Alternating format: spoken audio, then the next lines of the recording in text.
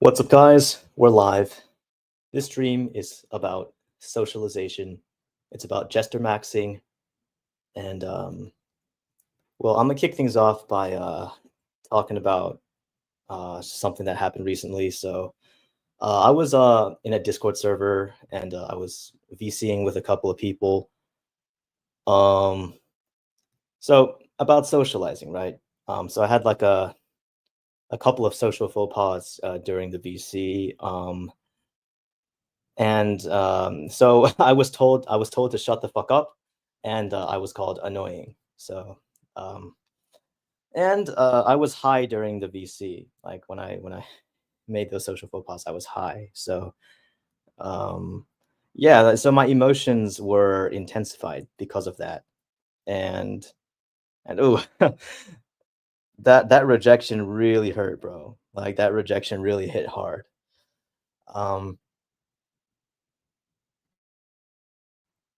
All right, so first thing I want to talk about is addressing. I'm going to really quickly address something that people in the black pill community seem to talk about a lot, which is what they call low-inhib maxing. And I'm just going to put this on the screen here.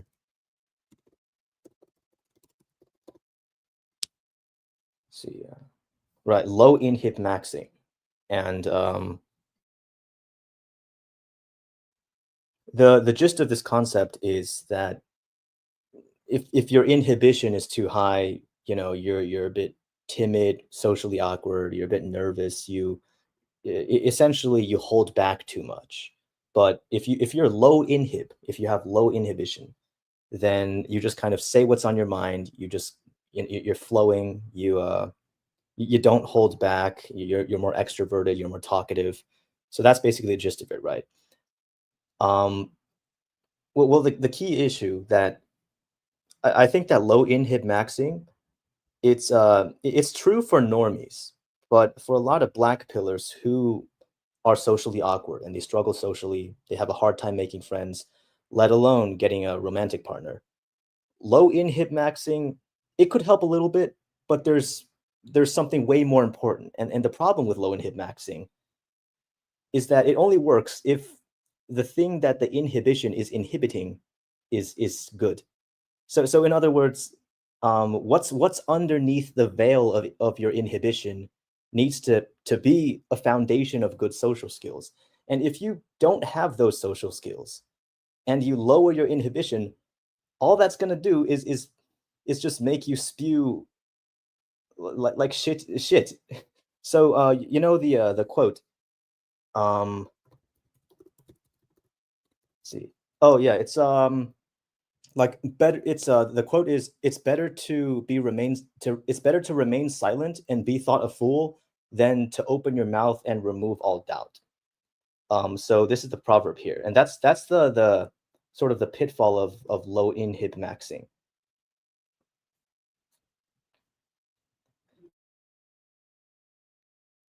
So yeah, this is where low inhib maxing falls short. If your social skills are actually poor, um it's not going to help by just opening your mouth more and just yapping more. Like it's actually going to be like a negative effect to your social results.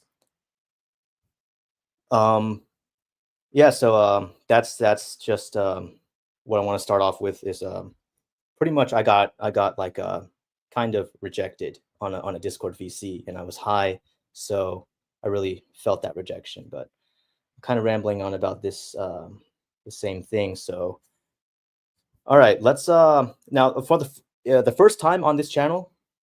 All right, I'm gonna be promoting a course. All right, so this course is can I go full screen? Let's see. All right, this course is called Level Up Looksmax, and it's created by my friend Kevin. I've talked to him online. Um, so this is and I've actually seen his face like in motion, and he does look very good. Like his jaw is like Chad tier, so that's how you know that his looksmaxing is legit. So the course is called Level Up Looksmax, and here's what you'll get in the course. You're going to get uh, you will get a chat to mingle with other members in his looksmaxxing community. You'll get video guides, a facial debloat guide, and um, his method, the ultra mewing amplification method, something that Kevin created. So this is a review of Kevin's course, and it's it's very comprehensive. He's very knowledgeable about looksmaxxing. So here's the creator of the course. As you can, it says on the bottom, it says a former gamer nerd turned into Chad. I used looksmaxxing methods that I have created to turn my face from a 4 to an 8. And let's go back to as a transformation, the before and after. You can see right here that he looks max to a significant degree. So here is how much it costs, and here's how you can get to it. It's on a platform called WAP, wap.com/looksmax. So it's $19.99 a month USD, and I'm gonna just paste the link into the stream, to the live chat right now. Let's see. All right. I'm not sure if you can click on that link in the chat, but it is in the chat. It's also going to be in the description of this video, so that's how you can get to it. Right. Let's see. Okay. All right. So that's Level Up Looks Max. Now I'm going to sort of refer to the previous live stream, which is part of a series I have on my channel called an F-tier father-son relationship, and I talk about my family life, my home life, the relationship I have with my parents, and things like that, as well as self-improvement. So something that I forgot to mention in that stream was I was in the car with my dad. We were having a conversation, and well, he said how he calls my grandma from time to time, his mother, and well, my brother, I have a younger brother. He's in high school and he's doing very well in school. So when my dad calls my grandma, he well, he has a lot of stuff to say, good things to say about my brother, right? And like I can imagine the family is very proud of him. Grandma's very proud of him, and she's happy about how my brother's doing. And my dad said that he always has nothing good to say about me, and it breaks my grandma's heart. So yeah, that really sucks. That is another motivator for me to really get my shit together and self improve. Um, now going off of that, I'm going to talk a little bit um, about the F tier father son relationship, and I've made three live streams about this so far. You can check them out on the channel. So here's something that I don't like about how my dad talks to me. Right?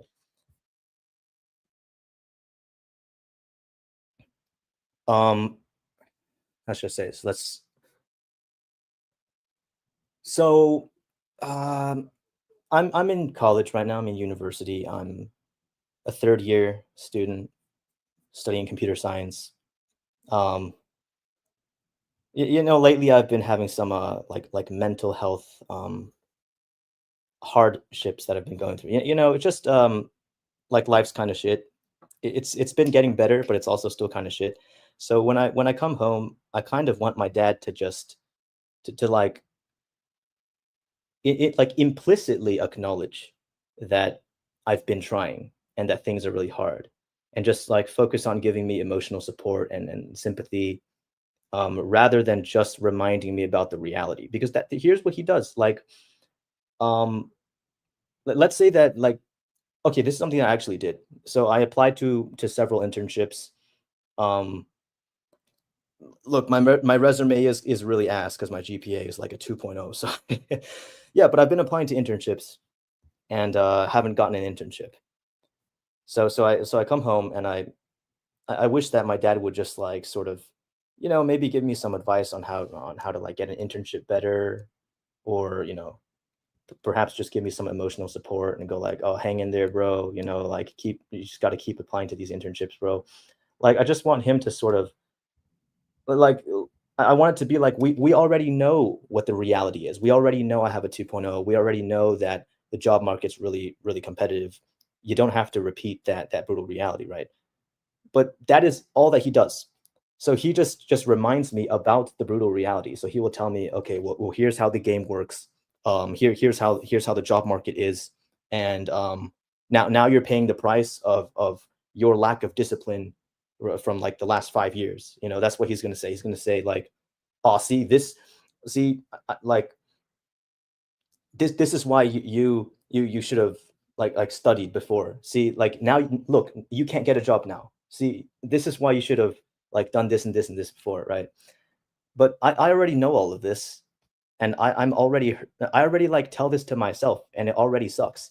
So I don't want him to just like tell it to me again, because number one, I'm not really gaining anything, and it's just like he's just hurting my feelings for like, well, to be fair, it does have a slight motivational effect. So yeah, it does have a benefit, but I would rather he make it implicit rather than explicit, and make the emotional support and encouragement explicit rather than implicit. So like in other words, we already know, like, we both know what the harsh truth is. Now let's help one another get through the misery of it all. Um yeah, well, what he says hurts my feelings, and it's not just because the truth hurts, although sometimes the truth is brutal, like black pill. But the thing is that I'm used to it because I've been in the black pill community for years, and I've been called ugly, I've been called subhuman, I've you know been told to give up. And so the harsh reality, it doesn't really hurt my feelings because I'm black pilled. I'm used to hearing the harsh reality and believing and thinking the harsh reality all the time. So so it's not just because the truth hurts, right? It's also the context behind what my dad says. And the main reason that my feelings are hurt whenever he tells me this stuff is that I don't feel heard, understood, and supported. So when he tells me the harsh reality, I'm just reminded of the fact that there is a massive, massive gap in understanding between us two. Um, Now that is partially my fault, and I'm going to explain why when I get to the part about um, the main part of the stream about socialization and my bad social habits and how I should have improved. But one really hurtful thing he says is that he wants to get the old Turbo back. And obviously, he's not saying Turbo, but I'm not going to dox my name. So it's not really just for him either. He genuinely believes that it's for my own well-being, that that he wants me to return back to the type of person I was when I was like 9, 10 years old. And I don't want to go back to that, and it hurts me to hear that he thinks that that is like the ideal, that he thinks that that was the peak of my life, and that I just think that that's just wrong. No, I don't want to go back to the old me. I want to keep on progressing and evolving in different ways. So like the fact that he tells me this, that he wants to get the old Turbo back. All that tells me is that he either has no fucking clue what I've been going through, or he's just devaluing my past issues.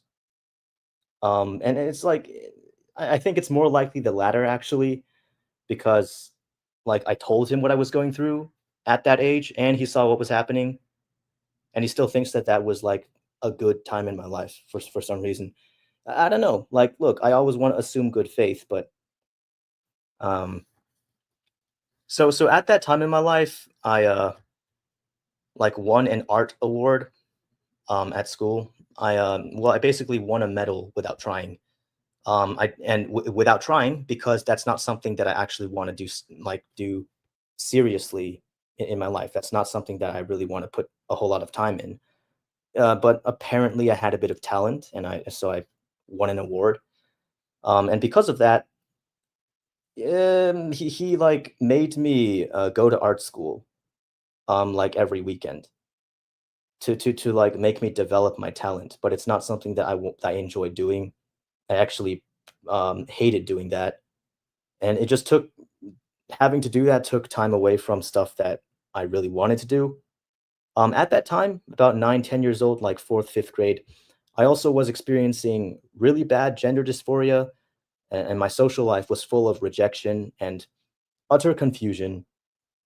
There also wasn't a single month during which I didn't get sent to the principal's office for misbehavior.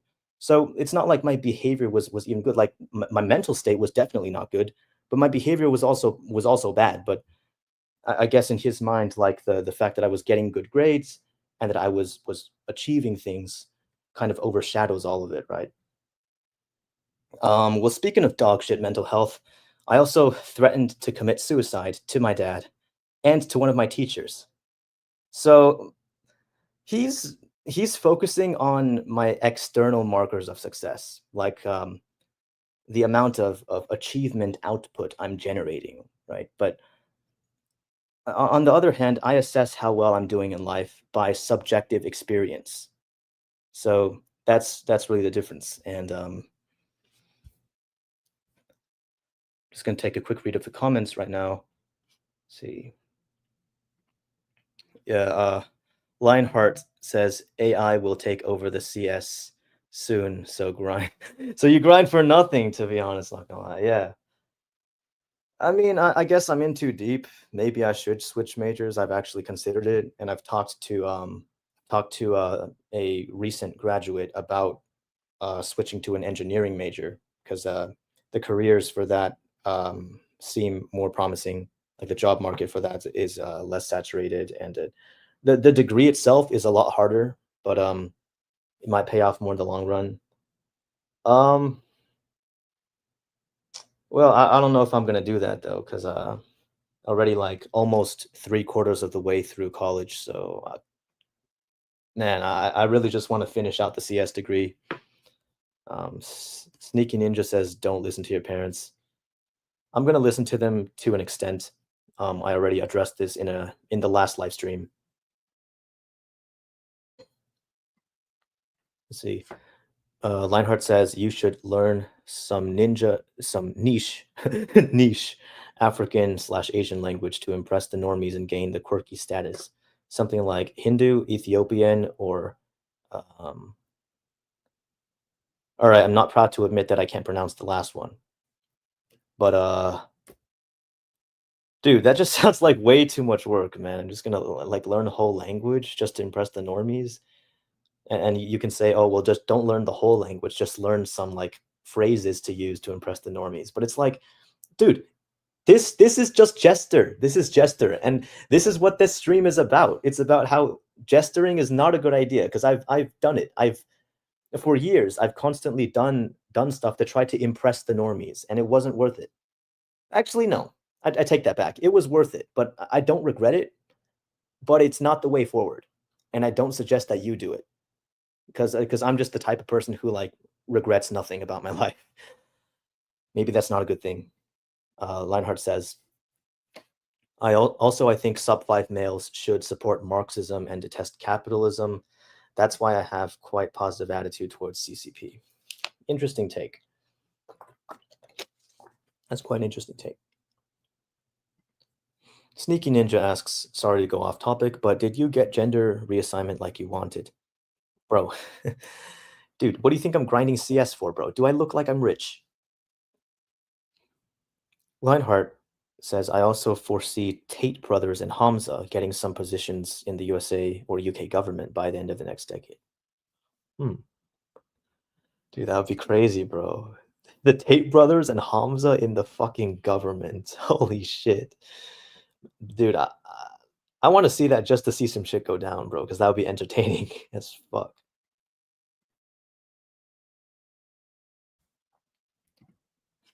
Kanye's cousin asks, how do normies react to you as a trans person? How has it impacted your interactions? Um, Sometimes I guess they react a little bit surprised, but it like people treat me the same pretty much. They just treat me exactly the same. And that's because how I sound right now is the voice that I use in public, in real life. So no, I don't talk in a feminine voice. I don't use a woman's voice, and that means that people will treat me like a guy. Like nothing really changed. Nothing real substantial really changed. Lionheart says, to be honest, you have to jester max to an extent, like Elon Musk or Donald Trump, to achieve success in modern society. Okay, you have a point there. You have to jester max to an extent, but that extent should be quite low. Okay. That extent should be quite low. Okay, so let's get into it. Let's get into the socializing content. Let's see. Here's Level Up Looksmax. If you want to get the course, go to wop.com/looksmax. Okay. Um, so this is just my experience. So for me, there are three categories of people when it comes to uh, my social life. Let's make this full screen. So category A is people that I just simply have no interest in interacting with. And this is usually because our personalities are not compatible. So we have like nothing in common. I'm not interested in anything that they're interested in. I don't really feel very good when I talk to them either. There's also no social benefits that they can give me. For instance, there's no chance that they'll invite me to a party, or I'm not going to get anything external out of it either. So that's category A, people that I just am uninterested in. Now, category B is like category A because I'm also not really interested in the same things that they're into. We don't really have a lot in common. We don't really get along that well. The vibes are not there. But in category B, these are people who might give me some tangible social benefits if I manage to just to pull off the jestering enough. Um, like fake it till you make it kind of thing, right? So these for instance, the like potentially being invited to a party, potentially being invited to a night out, a social gathering, having a fun experience, something like that. Um, Also, another benefit, for which I'd have an ulterior motive is, this was when I was in high school. If I needed to get a letter of recommendation from a teacher, and in that case, um, even though I had like no interest in talking to the teacher because we're age wise we're very different and we have nothing in common. I don't really enjoy talking to teachers, but it would benefit for me to quote unquote build a relationship with my teacher in order for them to write a positive letter of recommendation for my college application. So that's another ulterior motive for category B. Category C is people that I truly click with, genuine interest, real connection. So our personalities are compatible. We're into the same things when we talk to each other. Like the vibes are good. We click with each other. Like I enjoy being with them. They like being with me. So in category C, I don't really care if they can give me some external social benefits. Like I don't really care if they're going to invite me to a party or not because I genuinely enjoy interacting with and being around this person. So it's not about trying to get something out of it. I just um I just like them. Um okay. Random Adlib asks, are you out of college? No. I'm a third year student. Um I might actually have like 2 years to go. Might have to spend 5 years in college because I'm kind of behind on my degree plan. But yeah, Kanye, you're right. I'm still in college. Okay. Um, Here's something that's not very good. My parents fall in category A. I'm just not interested in having a conversation with either of my parents. Um, so as I alluded to earlier, this is one of the causes of my relationship with my dad being so poor. Because now in the previous stream, one of you guys in the comments asked me about yeah, about the adversity that my dad went through. And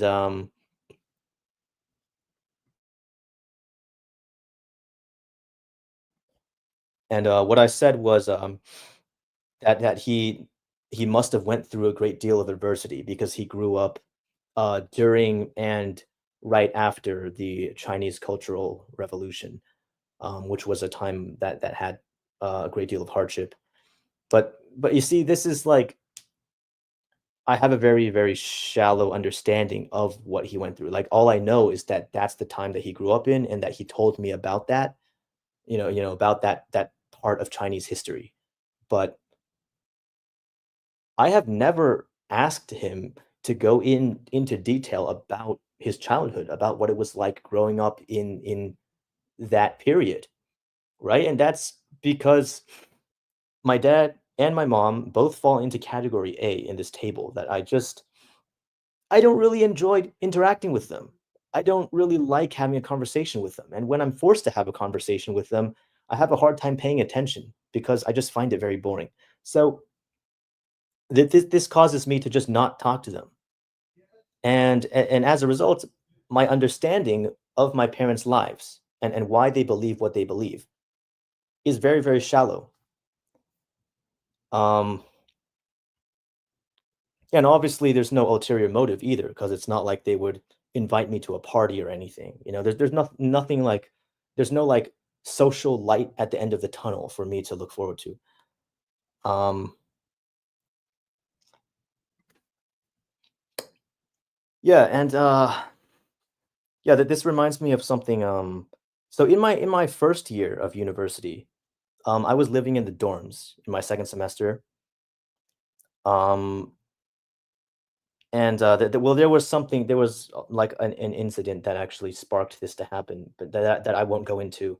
It was all like a misunderstanding. But um, so one of my roommates called all of us guys who lived in the dorms to go to the common area. He pulls out a whiteboard, and then he proceeds to like lecture me and give me the harsh reality, and tell me like and call me out for like my character flaws that I have to work on. And one of them was like, um, he said that I'm selfish because I don't like. Basically, he's saying that I just don't give a shit about other people.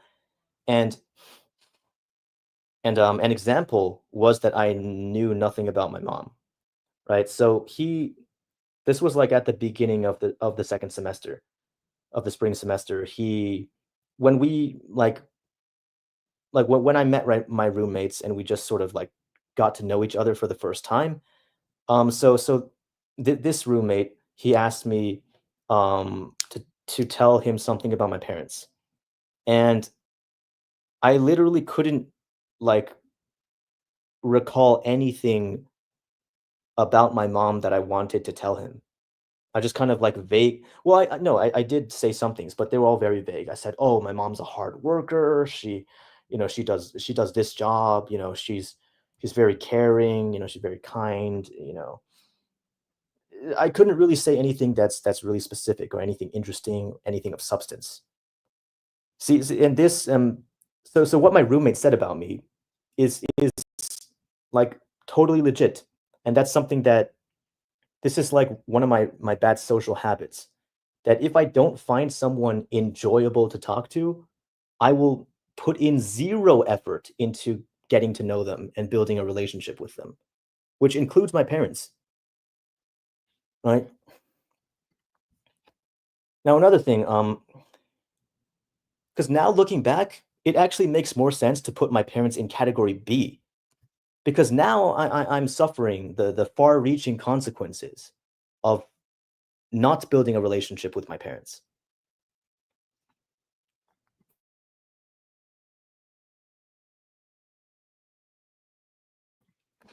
So because in the last like 20 years that I've been alive, I haven't really I've not honestly tried to understand my parents' lives.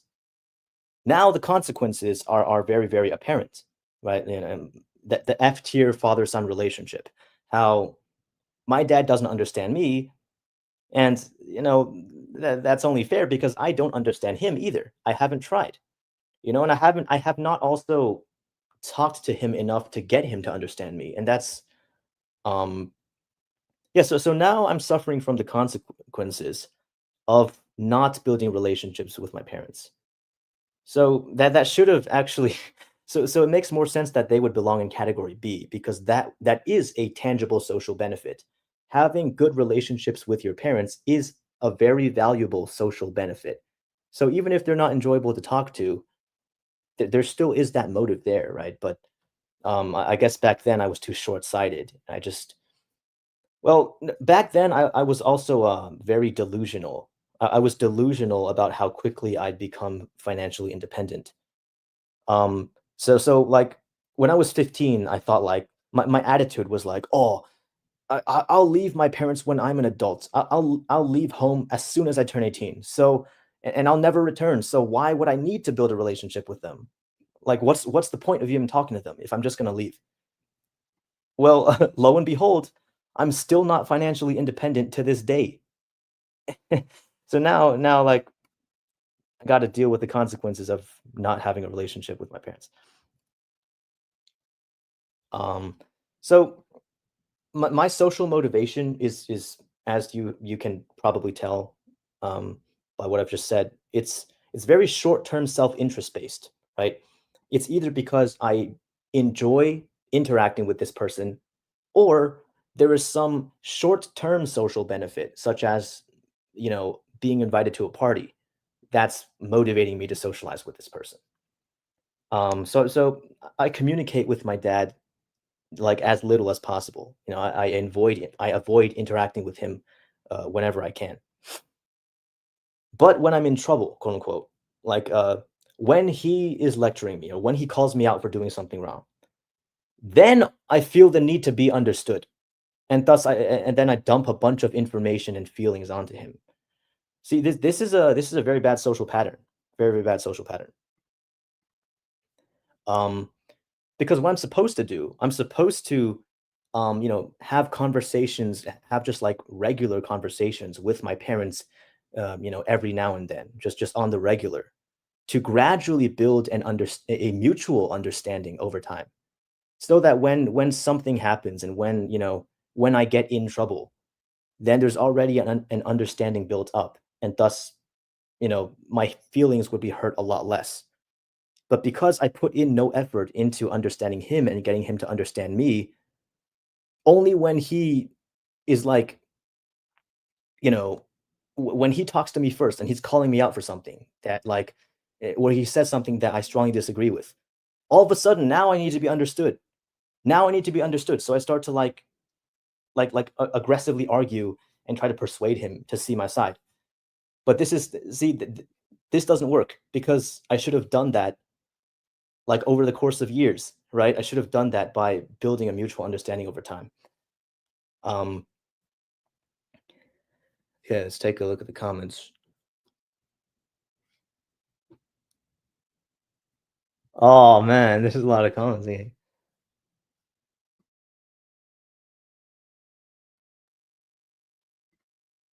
Kanye said, "Man, I did like 7 years in college. I didn't have a plan when I joined.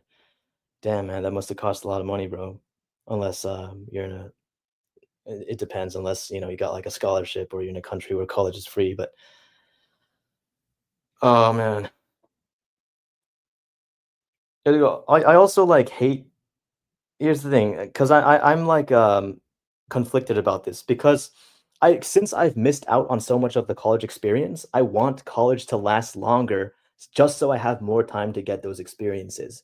But at the same time, I want to save money and I don't and I just get like the more I stay in one place, the more bored I get. So I really don't want to have to spend more than 4 years in college at the same time, even though I want it to last longer so I have more chances to like party and stuff. So it is what it is. John Blue says, In my opinion, modern society is so bad because we have forsaken God. God is angry with us. That's why the West is falling. Yeah, I'm probably going to cover this in a future video. The impact of like the fall of religion on society. John Blue says we all shall pray to Jesus now. Random Adlib says, I was also behind, but now that I'm out, I chose a career field that seems easily replaceable by AI. Aw, damn, what is that career field? Oh, are you referring to computer science?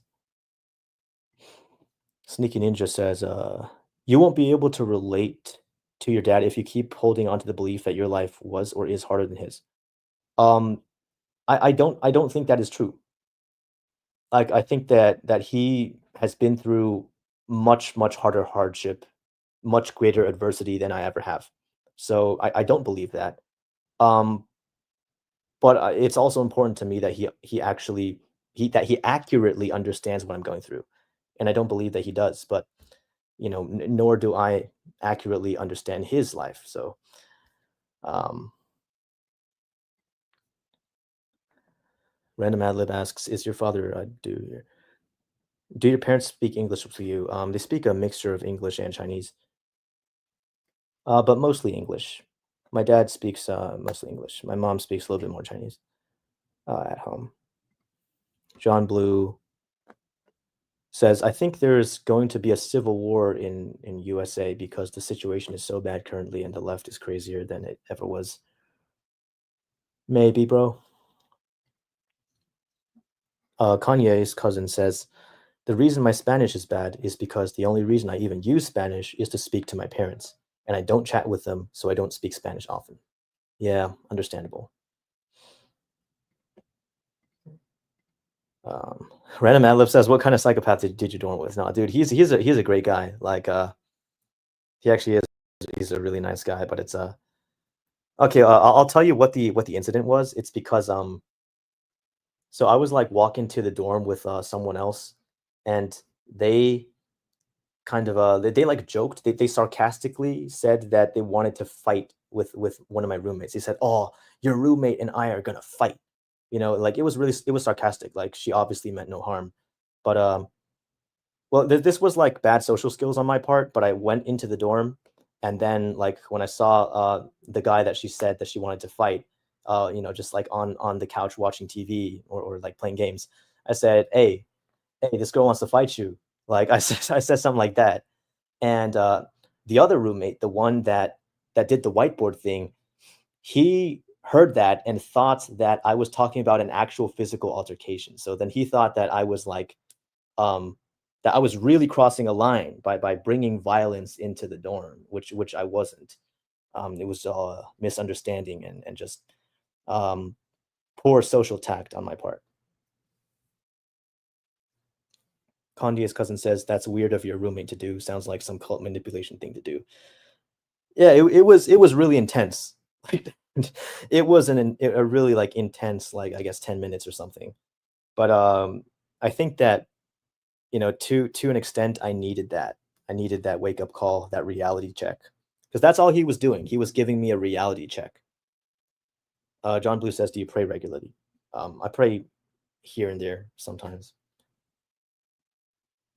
Kanye's cousin says, "Just move to China with some U.S. dollars on you, and that U.S. citizenship pay low." Oh man, I can't be arsed to like move to a different country, dude. I'm not gonna geomax, man. At least not for the foreseeable future.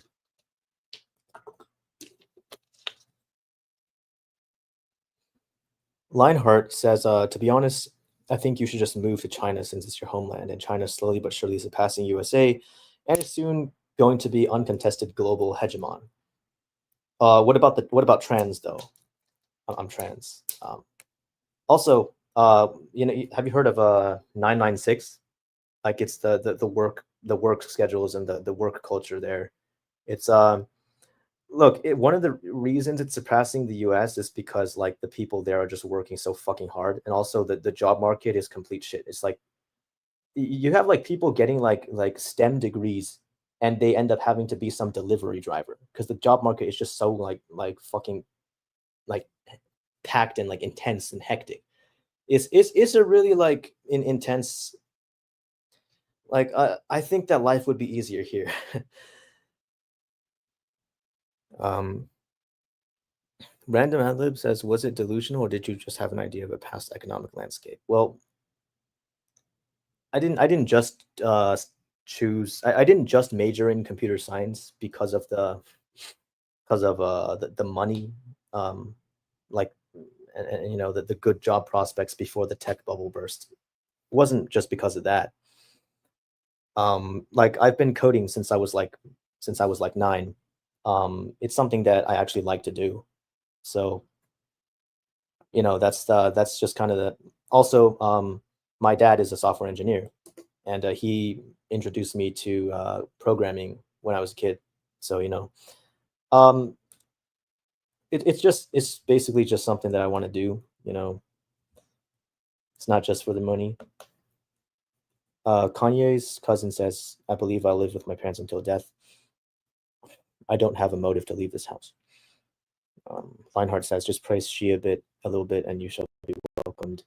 Sneaky Ninja says, "Turbo BP, if your parents are toxic, you don't need to connect with them." Um, my mom is not toxic at all. My dad is like moderately toxic, but part of the reason that he is because I put no effort into understanding him, and also no effort or very little effort into getting him to understand me. And as a result, my feelings are hurt when he talks to me because, well, he has a very strong personality. He's very assertive. He doesn't sugarcoat things.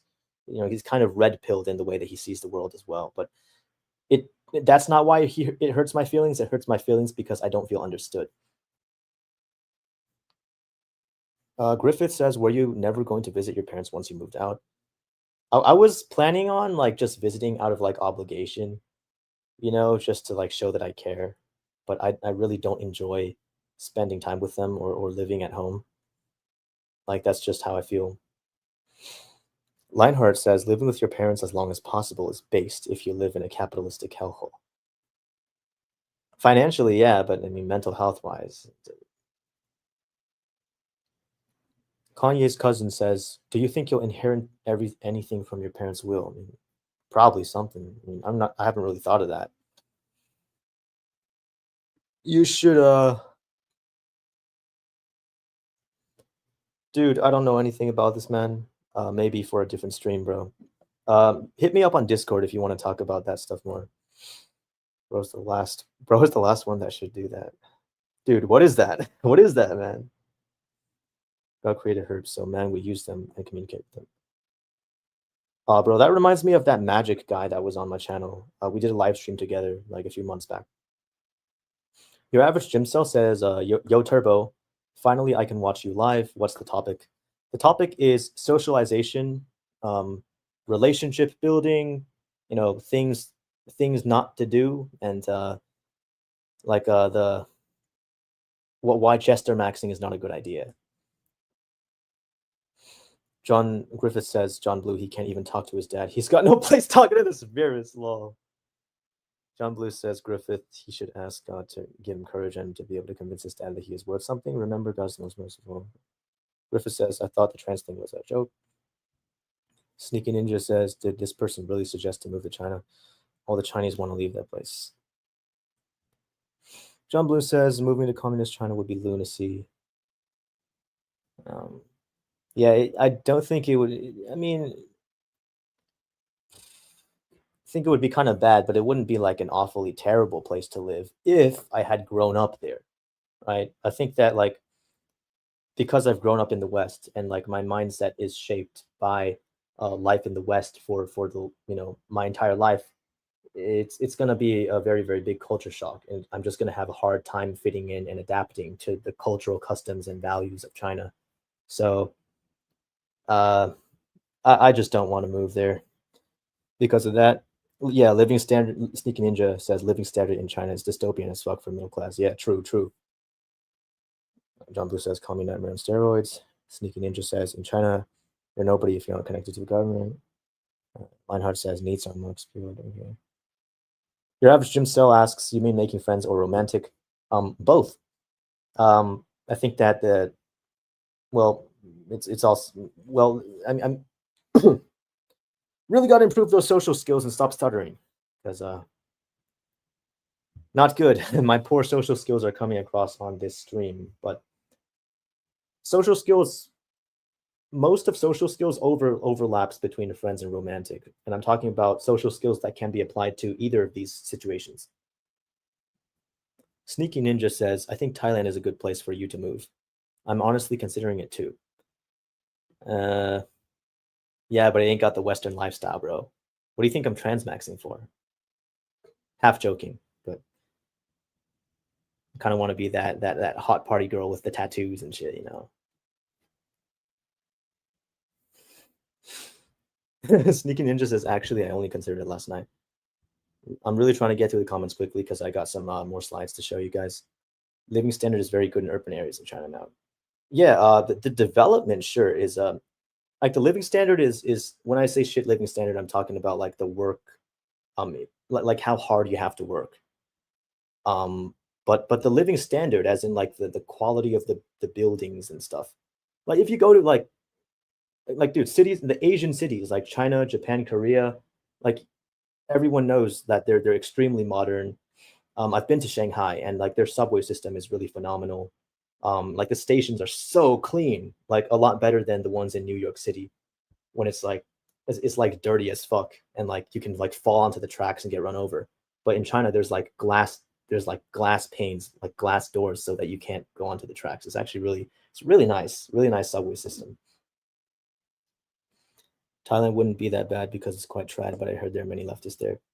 Yeah, it's all, well, it is. I guess it also is kind of trans accepting, but like, look, I'm just not a fan of the looks of the women there. Lionheart says best country in North Korea. Lol. Griffith asks, are you transmaxing to get a GF or BF?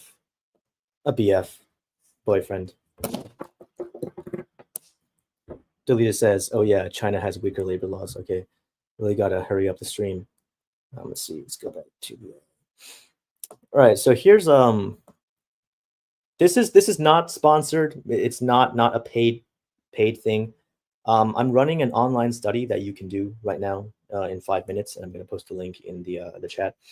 So all you got to do is just like so you'll be shown a picture that will flash for 1 second, and it will like go blank for 1 second, and it will just repeatedly flash on the screen, and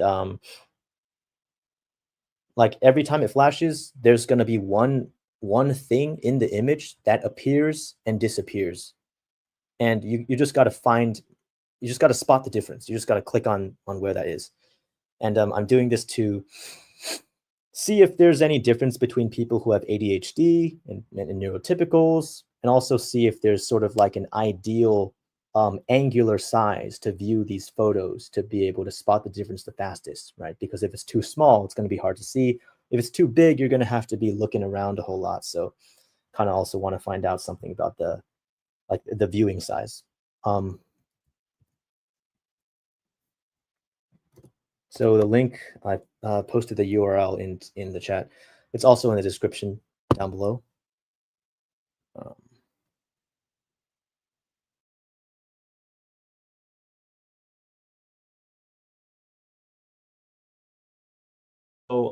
So this is the plan going forward. So on the like people ask me why I don't upload anymore, and have a lot of videos planned. I actually have like over like 150 video ideas.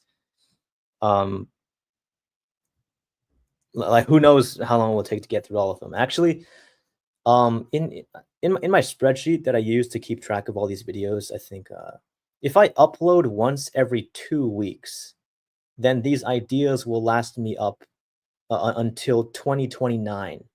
So yeah, not too sure I'll even be interested in making Black Pill content by then.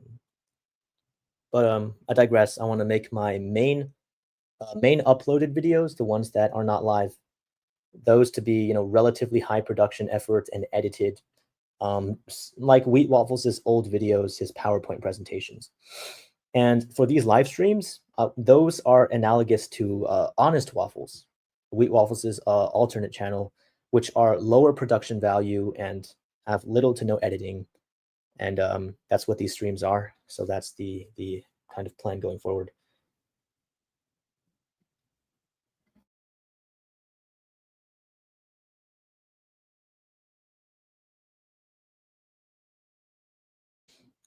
I'm just gonna quickly no obesity in North Korea. Okay. Your average gym cell says, I disagree. If you're an outcast, you can befriend other outcasts, while romantic social skills are about game. Can you explain more? Yeah. So this is something that I need to clarify, and it's really important to the Black pill community. That when the Black pill community talks about social skills, they're mostly talking about jester or game. It's about these like superficial social skills, like oh, talking in a confident voice, standing up straight, having good posture, like holding frame, like speaking assertively, like having a deep voice and just like making jokes in like a confident way. It's all to do with the delivery and the presentation. But black pillars under focus on interpersonal skills, and and by interpersonal skills I'm talking about sort of like more overarching ways in which you deal with people, like how much do you actually care about other people, how much are you thoughtful, are you really providing value to people, are you making them feel comfortable. And um like there are a lot of ways that you can be a dog shit partner even if you are good looking and you have you have a good sense of humor, or you stand up straight and you talk in a confident voice. You can have those things down and still be a shit friend. You can have those things down and still be a dog shit romantic partner. So this is focusing on like really getting your character down to actually build sustainable relationships, and not simply jester, because what happens is when you only focus on these superficial social skills, the jester only leads to more jester, as Wheat Waffles says. So let's see. I wrote down some notes for this stream, so I want to make sure I cover everything I wanted to mention. Okay. um so at this point, selfishness is not the way to go for me, because as I've said before in the stream, my motivation, my social motivation to interact with other people is very, very self-interested.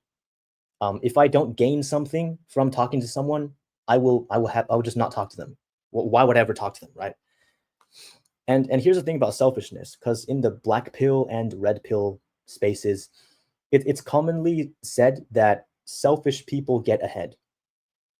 And this is true for some people, but it only applies to people like the famous Jordan Belfort, the guy who the Wolf of Wall Street, the famous salesman who like duped a bunch of suckers out of like millions and millions, right? It only applies to people like that. They have the talent and the skill to be selfish effectively.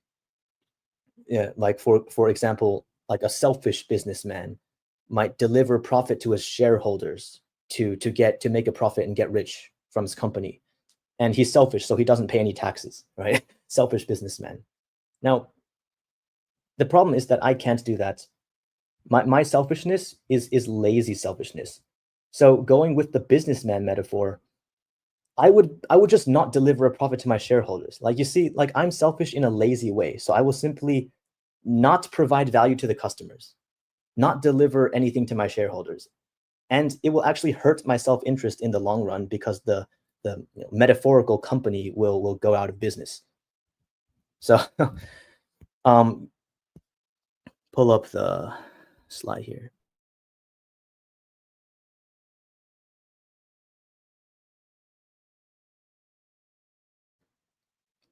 The slide here. Okay, wait. There are some things I have to clarify as well. Your average gym cell says, so basically empathy. Yeah, empathy is a very large part of it, but also acting on that empathy in the right way. Chad Doom says BP focus on fact BP black pillars focus on that because that is the thing that affects them the most. It is a barrier they have yet to pass. Yes, that is true, but see, the issue is that a lot of black pillars, and this applies to like everyone in life pretty much, that they're focused on just like the next hurdle that they have to cross. but they're not really thinking much about the hurdles beyond that hurdle. So let's say that a black pillar um, is ugly and he is socially awkward. So he looks maxes, he improves his looks, he goes to the gym, he loses body fat, and he cold approaches to become more confident and get less shy. Okay, he's crossed these two hurdles, but he wasn't even looking at the hurdles to go ahead. He still has no clue about how to actually be a good partner. He actually has no clue about how to actually be a good friend, because he was only like caring about the gate that is like right in front of him. You know what I mean? So then like once you pass this barrier, you have to then pass another barrier. And it would be better if you started to work on the next barrier earlier on, so that you're not, starting from ground zero by the time you get there. Right. Kanye's cousin says, that's just common sense. I won't start a conversation unless I have a reason. I don't know how people can chit chat about nothing. Well, chit chatting about nothing is actually, let's bring up this. Boom, boom. No, chit chatting about nothing, for me, at least, would be C, like category C, real connection. Because the only reason that I would chit chat about nothing, that I would small talk with someone, is if we really get along personality wise. If I just enjoy being around and hanging out with this person, right? So yes, I am gaining something from that. Like so to reply to what he said, like when people chit chat about nothing, they're still mutually gaining dopamine. They're still mutually gaining pleasure from the interaction. They're not gaining nothing. Like what I'm talking about, like the problem, the bad social habit that I have to break, is just being lazy and selfish. So I'll be really into talking to someone about something I'm interested in. Um, but when it comes to like doing nice things to maintain the friendship, or like inviting them out to places, or like like giving them like a gift or something, like I'll be too lazy to do anything other than what gives me dopamine in that moment. So um that causes me to build very shallow relationships that are just it's basically just jester, and that jester only leads to more jester. Chad Doom says being selfish will get you nowhere unless you're scamming, like Jordan Belfort. For most people, you need to provide a service to get something. Yeah, exactly. Like the people who are selfish and get ahead, they're providing a service, and they do that for personal gain. Whereas my selfishness is the shitty kind of selfishness, where I simply am too lazy to even provide a service.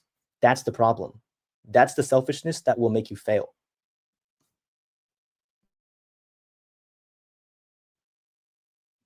Yeah, deleted is right. Chit chat about nothing is sub communicating that you want to befriend the other person. Yeah, Sneaky Ninja says small talk is a rapport building skill. It's not nothing. That's true. Well, see, I don't like small talk because I'm not really going to remember what we talked about, right? Like think about the last time that you small talk with someone. What did you talk about? I don't think, like, I doubt that you remember any of the stuff that you small talked about. And I think that if you don't remember the content of the conversation, why the fuck are you having it? But like I understand that it is necessary. It's a necessary step in order to build rapport. So I got to do it. You know. Delita says if they continue the chit chat, they accept your friendship request. Maybe. Well, they accept your talking partner request. They accept your request to become a very, very superficial acquaintance, because actual friendship takes a lot more than that, and I really have a hard time getting there. Sneaky Ninja says there's no such thing as nothing. Your average gym cell says it's the opposite. Ah, yeah. Small talk is done with strangers. Big talk is done with friends/strangers who are becoming friends. So you pretty much do small talk to build rapport to eventually ease into the big talk, right? Boom, boom, boom, boom. Sneaky Ninja says, even if you sleep, you're doing something. Even if you're on the toilet, yeah, you're doing something. No shit. Chad Doom says, small talk also passes time. Chad Doom says, how do I stop liking white girls? I'm not sure you can change your sexual orientation, dude. Yeah, so Hold on, let's make it full screen. This is the problem with my selfishness, my social, self-interested social motivation. Well, this I guess it's not really much of a selfishness issue because if it really was all about selfishness, then for category B, the motivation would be very, very high, right? But it's more of a social laziness issue. Because obviously my motivation to talk to people that I'm uninterested in and we don't get along, I have no motivation to talk to them. But even though I desperately want to get invited to parties, even though I desperately want to get laid and like have these really fun youth social experiences, even though I really want all of these things, my motivation level to talk to people for that ulterior motive is very, very low. It's very, very low. So in high school, I didn't put much effort into befriending the popular kids, so to speak. I really, really wanted them to accept me and to include them in their social groups. But I really didn't try to talk to them a whole lot. I was very unmotivated to get what I want. Another thing, and this is also a reason why selfishness really, really doesn't work for me, and I really need to work on not being selfish. It's because look, like a guy like Jordan Belfort, he can hide his ulterior motives just fine, and he can come across as genuine and sell to someone and scam them out of their money. I can't. I'm very bad at hiding my ulterior motives. So like when it comes to the people in category B, the popular kids, like I literally never asked them like how are you? I never asked them about their families. I never asked them about their struggles. Like I was just trying to impress them and like come across as cool and like or come across as like I was just gesturing and trying to impress them. But looking back, I literally never made a single attempt to actually build a genuine connection with them. So it was very obvious to everyone else, like people could sniff from a mile away that I didn't actually care about getting to know them. I just wanted to party and get laid. Um, eh, okay, guys, this is the fun part that you all been waiting for. The part about the high school jester maxing. Just gotta take a drink of water.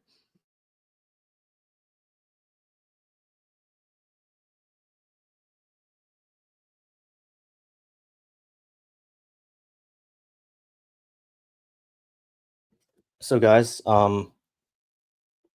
so as I said, I've had issues with you know, there's only like a small number of people out there, the people who fall into category C, that I'm genuinely interested in building a connection with.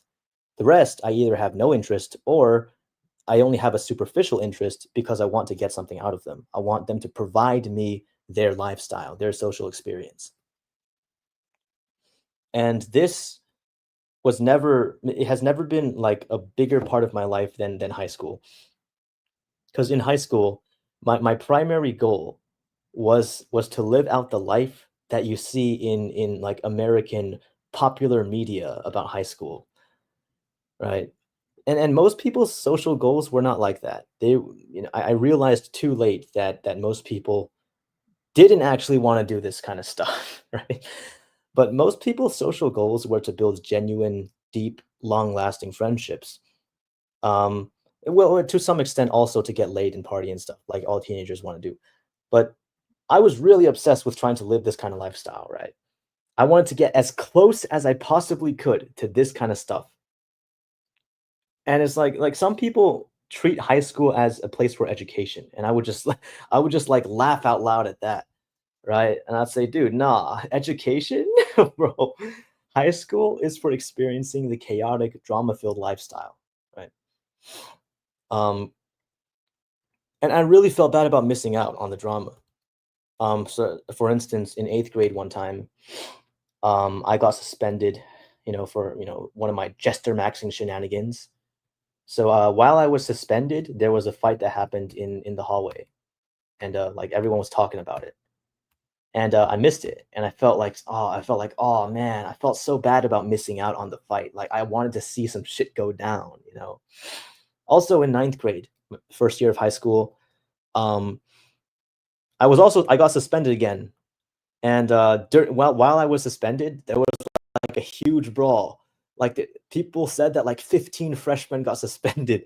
Dude, there was like a massive brawl that happened while I was suspended. And I was so sad that I missed out on that, you know, because dude, like all I cared about when I was that age was just getting like a chaotic, drama-filled, action-packed lifestyle and the shit that I would see in these like high school movies. Like I wanted to miss none of it.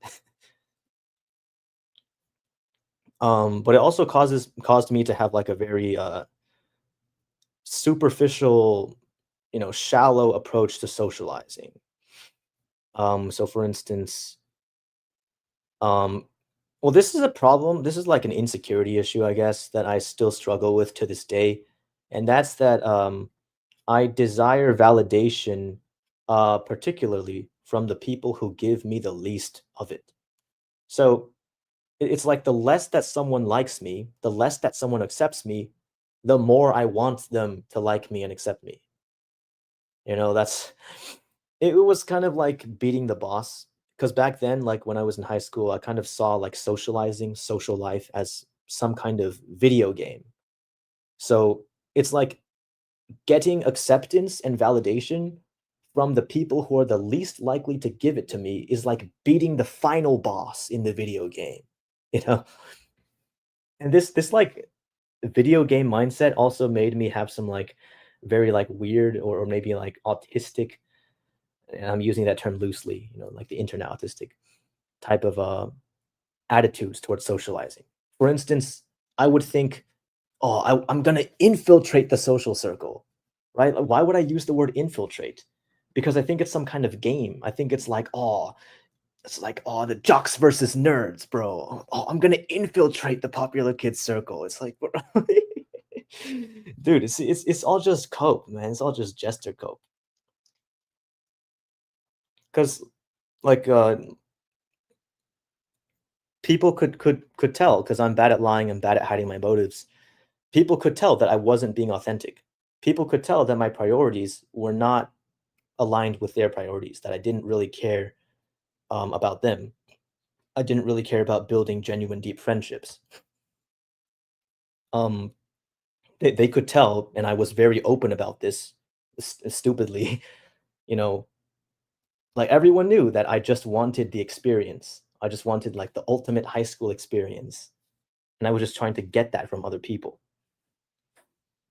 So I came off as inconsiderate, which reflected my lack of genuine interest in others, and also obnoxious, you know, because I constantly wanted to create drama by jestering to make an action-packed teenage experience, hence these suspensions. Um,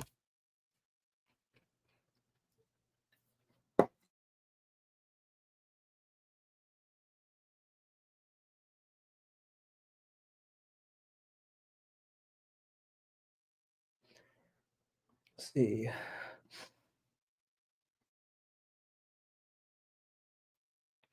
Your average gym cell asks, "Why would you want to have parties with normies you have no interest in?" Um, why would I want to ride a roller coaster if I'm not interested in the life of the attendant who's controlling the roller coaster? Right? It's sort of like that. I really like the experience. And see, the best part of a party, this was my experience. It's not even like the party itself. It's not even like how much fun I was having at the party. The best part of the party is after. It's like when I think like, oh shit, I just went to a party. I just did that. I just got that experience. You know, it's kind of like exercising almost. It's like when you because some people say this that like the workout is like the workout really sucks, but after the workout, they feel so good that they accomplished the workout. Like they feel so good that they you know ran the 5K or something. And it's not exactly like that when it comes to partying for me because I actually do enjoy the parties. I do enjoy these kinds of social experiences and getting drunk and stuff. Um, but also it's just for the validation, the feeling that I'm finally getting these experiences that I've never been able to acquire, you know? I guess it's the ego boost. Your average gym cell asks, "Why would you want to have parties with normies you have no interest in?" Seems all contradictory. Well, a party, drinking and like flirting and like just like going crazy and shit and just like being really low inhib, you know, it can be a lot of fun. Even if I don't care about the fucking basketball game that the normies are talking about. Even if I don't give a shit about about like we're fucking like Kevin. No, no, I mean not Kevin because that's the guy. I don't want to say the same name as the guy who created the looksmaxxing course, but like Bob or like Joe or some shit.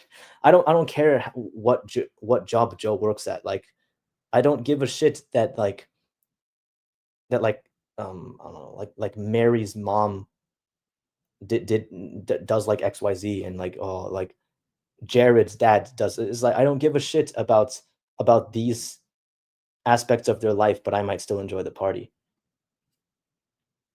Chad Doom says not living near your school friends is the worst, especially when everyone else lives near each other. Yeah, that does suck. Kanye's cousin said, I desired Stacy in school, ended up with good subhuman friends. Yeah, good subhuman friends are all really good, you know. Your average gym cell says, of course, if your desires are based on movies, you'll never get there. It's not a looks or skill issue. Yeah, obviously you're never gonna achieve like the exaggerated fantasy life, but a lot of teenagers do live something that do live in a way that resembles it. Obviously not exactly, but they do have fighting, like risk taking, like sneaking out of the house at night to get a tattoo or some shit. Like doing burnouts in the parking lot, going to parties and getting blackout drunk, like having lots of sex and shit like that. Like a lot of teenagers actually do live lives that are kind of like the movie. Yeah, like Deleted said, movies are inspired by real life. I think good-looking people's lives do resemble movies a little bit. Yeah, I agree.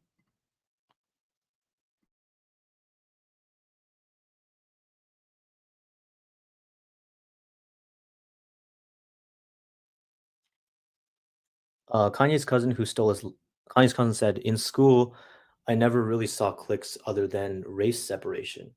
There was no cool group or lame group rivalry." Yeah, I didn't see that either. It really was just friend groups that had no, cliqueness. There was no such thing as like jocks, nerds, or like preps versus like like stoners or something. It was never like that. It was just a bunch of friend groups that all had their own, variety in personality.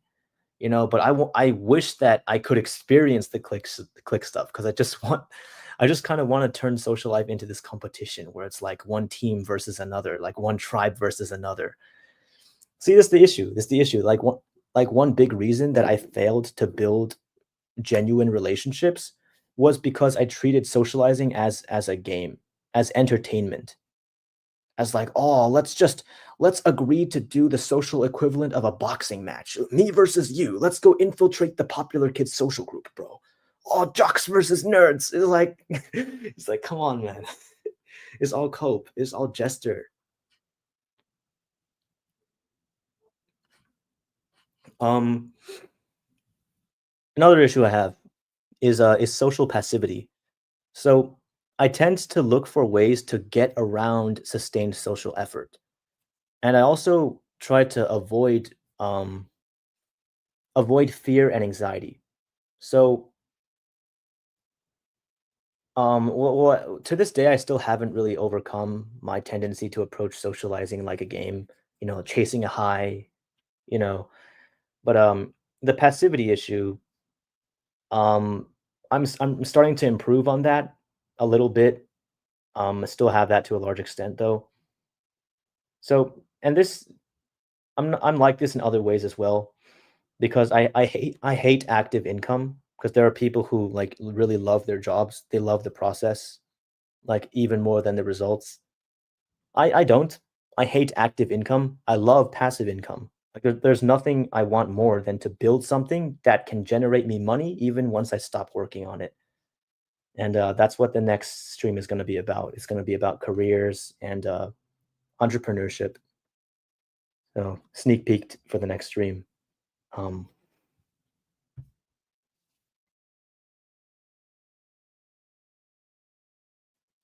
let's see. Chad Doom says teen movies were made by nerds. They should not be taken as something to strive for. Well, I think that that makes it something to strive for because that's exactly what the nerds want. That's what the nerds want, right? And I'm a nerd, so that's what I want. Uh, Ivanov says, yo, what's your opinion on Rehab Room? Yeah, I think Rehab Room is based. I think he's hella based. He's like the most based black pill YouTuber. So I really like how you know, he doesn't hesitate to call out the cope. He just lays down the reality as it is, never sugarcoats. He doesn't pander to the algorithm. Well, he has to do that a little bit to not get banned off YouTube, but he doesn't do it to the extent that Wheat Waffles does because he's focused on making money off his channel. Whereas I think Rehab Room he's also making money, but he is more focused on just presenting what he believes is true, regardless of how it makes people feel, regardless of whether it might make him not make as much money. And then I think that's pretty cool about him. Your average gym cell says, so basically people with high degrees of extroversion and openness to experience with a bit of antisocial disorder, something pretty untrainable. I'm not sure about antisocial disorder. Maybe that applies to the bully type. Um, um, okay, so like the key social skill, it's really hard. The key social skill that I have in mind is really hard for me to describe in words, but I can definitely show you examples of social interactions that have this skill. I mean, I can show you examples of social interactions that involve the use of this skill, and social interactions that don't involve this skill. So yeah, I'll make a like an upload video about this. It's like the key social skill that it doesn't really have a name, but once you see it, you'll know exactly what it is, and it's something that a lot of black pillars and a lot of people who struggle socially really they're not good at this skill. And anecdotally, I almost never see anyone who does have this skill who seems to struggle with relationships or anything. So yeah, stay tuned for that video coming soon.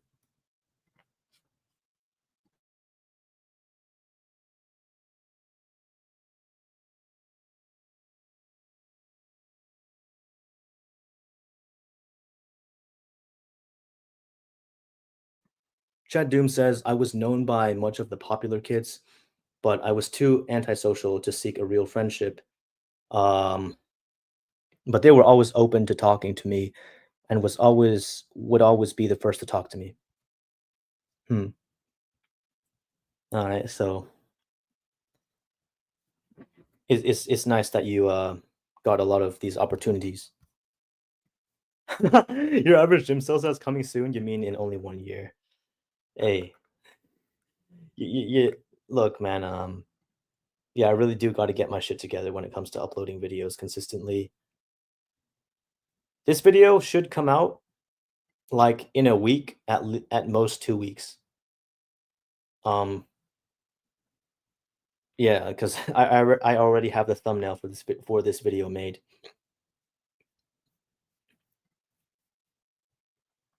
Well, I also have thumbnails for videos made that I plan to upload in like 3 years. So yeah, but trust me on this, bro. This video is coming out really soon. So back to the point on social passivity. I tend to be very socially passive. I tend to look for ways to to avoid having to directly put in social effort and try to like skirt around it to try to make it easier, to avoid social anxiety or fear.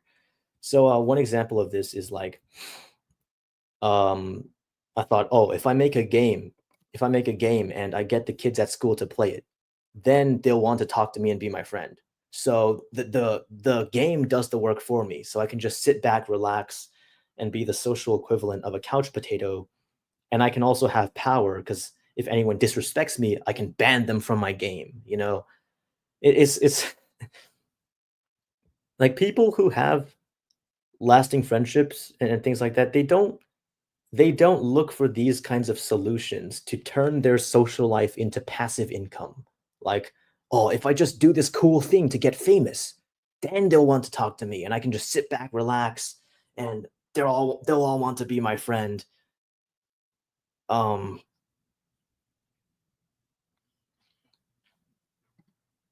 your average Jim Cell says we should use Discord. Yeah, if you want to, you can like stream with me like right now. I can post the hop in my Discord server and I'll send you the StreamYard link for you to join the stream if you'd like to talk to me at the end of the stream. Deleted says just upload the thumbnails without the videos, lol. I've actually made a community post that contains like a bunch of thumbnails I have planned for future videos. Yeah. Um, by the way, you don't have to read names all the time. We're like 6 people. Yeah. Um, good tip. That's just a habit because I'm always in the habit of reading like the names. I always liked your intro of the big black book crashing down. Yeah, I don't use that intro anymore because it causes audience retention to suffer. But I will put that in the middle of videos when I ask people to like and leave a comment. Because it's only 8 seconds long. So I'll just put that in like the middle of the video as like an interlude. Ivanov says, I remember coping that I'll be popular if I could make magic card tricks. Yeah, see, this is that jester mindset that is really not the way to go. Um, trying to like do something cool to prop you up, because in my opinion, like that doesn't go anywhere, and all it well in rare cases it only goes somewhere if you have the underlying social skills. So if you use that as like a conversation starter to really kind of spark things, and then you go from there using serious application of social skills, then that works. But if you try to rely just on these jestery gimmicks, then that jester will only lead to more jester. Uh, what's your time zone? I'm in O. Nah, I'm not gonna dox my time zone, bro. That narrows down my low. I'm not gonna. Nah, man. You trying to feds, man. No.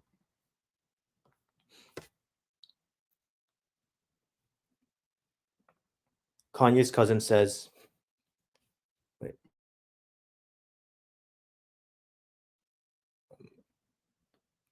Kanye's cousin says, at the same time, people around you don't seem to be reaching out to you. Yeah, your social life will improve by genuinely reaching out to people. Yep, good tip. Obviously, they don't have to reciprocate, right? Yeah, they don't have to reciprocate, but this is kind of like put yourself out there. And I think it is good advice. It's cliche, but it is good advice because like what else can you do? And exposure is important. Yeah, yeah, there's always that one magic card trick guy in every high school. Actually, I never even saw like I don't remember like anyone in my memory that was like that. But Ben says, does YouTube censor black pill? I feel like the community died a few years ago suddenly. I think that it has more to do with just like the natural evolution of people's interests than YouTube censorship, although it is a thing. They do ban some of my videos have been taken down, and I wasn't even profane or spiteful. Yeah, I had like 4 of my videos taken down. Your average gym sales is passive social skills sounds the most bullshit. Yeah, you should interact with people for the sake of it. For the sake of it. If you talk about wanting to become famous so you can meet other cool famous people is another thing.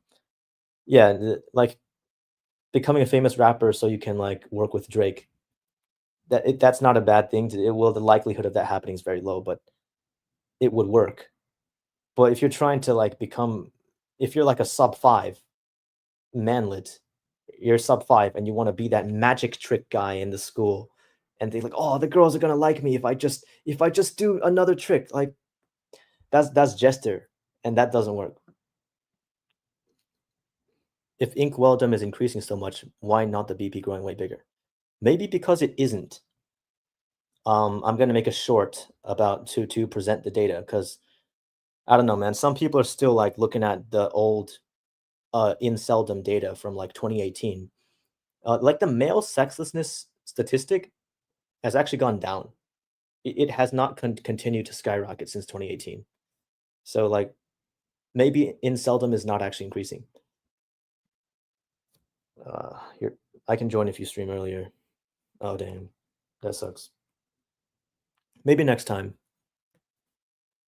Looksmaxxing is becoming popular, but the black pill died after censorship. Looksmaxxing isn't censored yet. Yeah, looksmaxxing is really blown big, but it's the normie type of looksmaxxing, bro. It's so normie, man. Okay. Yeah, I really want to keep this, not let this stream get too long. So so another example of my social passivity was, and this applies more like, how I was like a few months ago, because I am trying to improve on this now. But rather than sort of talking to people on Discord online one on one to form bonds, I would rather just post a community post to YouTube. So I would get a flood of like 10 to 20 comments, which like if I'm bored, that is a very efficient way to acquire social stimulation. And I used to post like years ago. I used to post quite a lot and on Reddit, and I would have like tens of thousands of like post karma, which is like the upvotes that I get from posts. But I would have like a very small amount of comment karma, which is like the upvotes that I get from comments. And that's because like I'm very kind of passive with in the way that I socialize online. I wouldn't really engage much with what other people are already talking about in the comment section. I would just post something to try to quickly get a bunch of I would just get a bunch of comments, get a bunch of upvotes, get that dopamine. Um,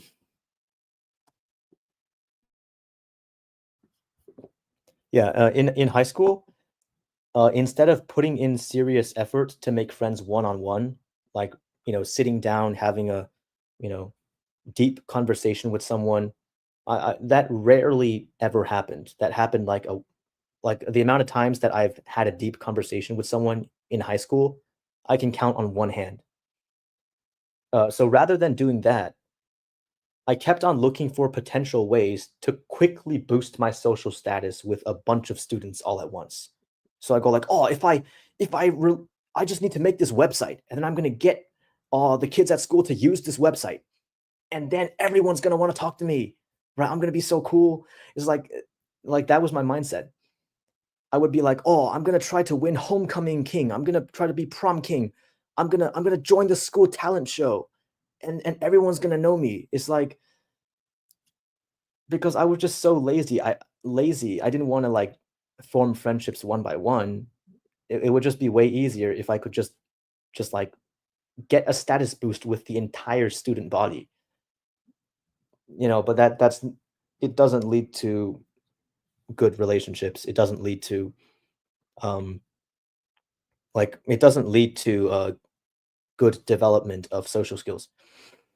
Another thing with this relates to like my social laziness is I tend to like leave people undelivered, and I turned off read receipts in messaging apps, uh, just to allow myself the freedom to do this. So, like Instagram messages, iMessage, WhatsApp, I would always WhatsApp. I'm not sure you can turn off read receipts actually. Well, wherever I could, I would disable the read receipts because that would give me the freedom to slack off, pretend to be busy, and respond whenever I feel like it. And I used to delay this too much and like cause my social relationships to dwindle. But now I don't do that very much. If I want to postpone replying to someone's message, if I want to postpone it like a long time, maybe like the next day, then I'll set a reminder to make sure that I never forget that I don't forget doing it. Right. So the avoidance, like I would like chronically avoid any social nervousness or rejection. And it ties into the passivity aspect. So an example of this would be rather than going out of my way to cold approach women, I would go to the gym to like improve my physique, right? And that's a good thing to do. But I would not approach women. I would go to the gym to increase the chance of, of women being attracted to me when I would talk to them if I would just happen to talk to them or maybe they would approach me. So it's essentially I was just like not making an effort to put myself out there. Um not doing anything scary, not doing anything that could get me rejected, but just sort of like improve my attractiveness to passively increase the chance that that something would happen, you know, if it ever just randomly does. You know what I mean? Um, so okay, well, this part is a big one because I in middle school and high school, I would hide my true self and I wouldn't act authentically. And I did this so when people rejected me, which I knew that they would merely reject my half-assed facade and they wouldn't be rejecting my true and honest personality. So this makes it so the rejections pretty much didn't hurt at all, right? Because when they reject me, I go like, "Ah, but I was faking it the whole time. So you weren't even rejecting how I truly am. Like I was just being a jester the whole time anyway. Like that's not the real me, right?" So that would be my defense mechanism. So the consequences of all of these like terrible social habits is like my attention seeking social behaviors would net me very very short-lived social benefits. So if I like pull a prank or do something funny or maybe cool, most people didn't think I was cool in any way, but so I do some jester thing that gets me some attention. That lasts for like a few days, maybe like a week or something. And then no one's talking to me anymore. Oh no, there's no more hype anymore. I'm lonely again. So what do I do? Then I have to come up with something else to do. Then I have to come up with yet another jester shenanigan. So it's just jester after jester after jester to try to just with each jester just kind of spiking up that social status to kind of replenish the charge, if you know what I mean. And that charge depletes very very fast, and like it's not long until I find myself having to find something else to do because if I didn't, then no one, like I would have no one to talk to and nothing to talk about. Um, so this led to very shallow interpersonal relationships, just like Wheat Waffles said. Jester only leads to more jester, and as a result of my relationships being so shallow, my social skills were underdeveloped. So I had a lot of experience with building up my sense of humor. I had a lot of experience with, you know, like sarcastically insulting people and stuff. Like bantering and just like small talking and stuff. But I had no experience with providing emotional support to people because I was never in any close friendships. I was never in a position to experience this. Um, I had no experience with helping people through loss or grief or trauma and other heavy things. So as an emotional support person, I'm utterly useless because I have zero experience helping anyone through any of these things. The only thing I know how to do is joke around and jester. And ironically, even though I was selfish, I got less personal gain. I got less personal gain because I was too socially lazy, and I was too passive and jestery. So, um, well, another like a kind of different example of less personal gain is that other students who, especially the type of student who like naturally strikes up conversations with their teachers, sometimes they ask for extensions for deadlines or makeups or extra credit, and I would never do this. Like if I would miss an assignment or turn something in late, I would just never talk to the teacher about it. Right. So I got worse grades. I got less personal gain because I just didn't feel like interacting with the teachers. Yeah, so referring to that whiteboard situation with my roommate, for someone who's been told that they only care about themselves, paradoxically, I seem to not even benefit myself when I know that I can. It is just really weird.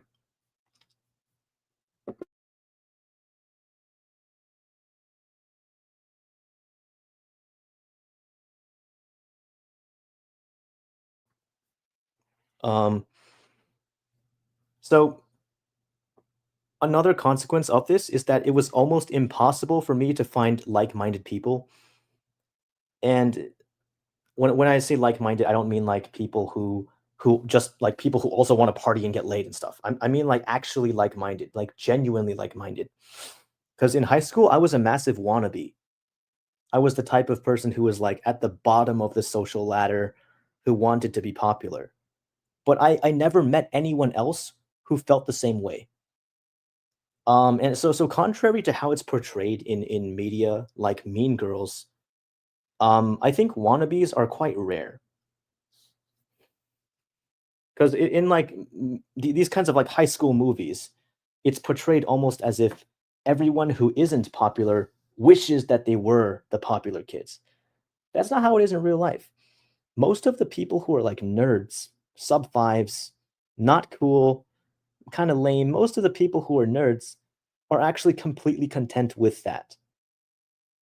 So almost everyone I met who was into the drama filled, action packed, crazy teenage life is living it. And almost everyone who doesn't do that stuff doesn't want to live that way. Like, very few people are like me, like a dork or a nerd or a jester, but desperately wants to be a popular jock banging chicks, brawling in the hallways with drugs in his backpack. Like, I was like the only wannabe, and I couldn't find anyone who shared that mindset.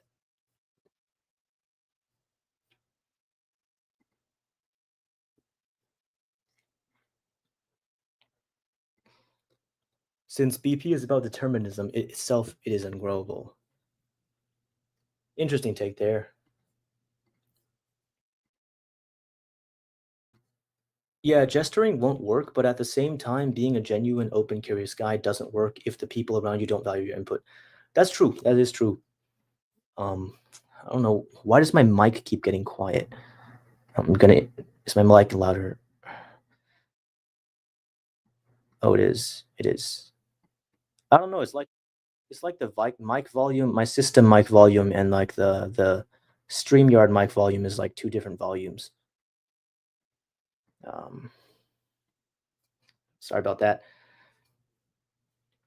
Piero says teenage love pill slash H pill overall is utterly brutal, and in my opinion, the highest point of the black pill. That's why all BP geniuses have come to the same conclusion. We missed out on something big. Yeah, that's brutal.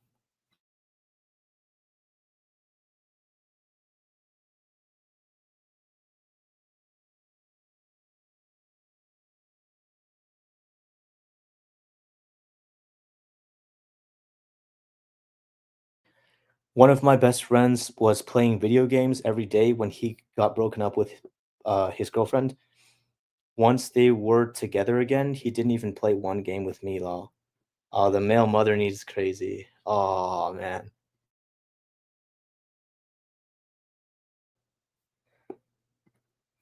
Quoting drunk waffles is another level. You're just gonna move on, buddy boyo. Everyone makes mistakes, but life goes on. Yeah. Piero says, how can you move on if you never went forwards to begin with? Missing out on youth, high school is a big deal. Yeah, I feel like it is a huge deal, but I slowly went forwards, and now I'm kind of picking up the speed a bit because you got to keep moving forwards regardless, because everyone else is moving forwards too. So, do you really want to end up at the end of the pack? Well, some of you guys already are, and I feel like in some ways I already am, so that kind of sucks. But Ben says, only the present matters. The past doesn't exist. It's not real anymore. You see, hot take, but I don't agree with this because I think like what defines a person is their entire life story, not just what they are in the present. Like two people, two people could have like be in the same point. Let's say that there's two people who are in the same position in life right now, but they have different backstories, different pasts. I don't think that they are the same type of person. Like these are two different people, and they could be very different, fundamentally different even.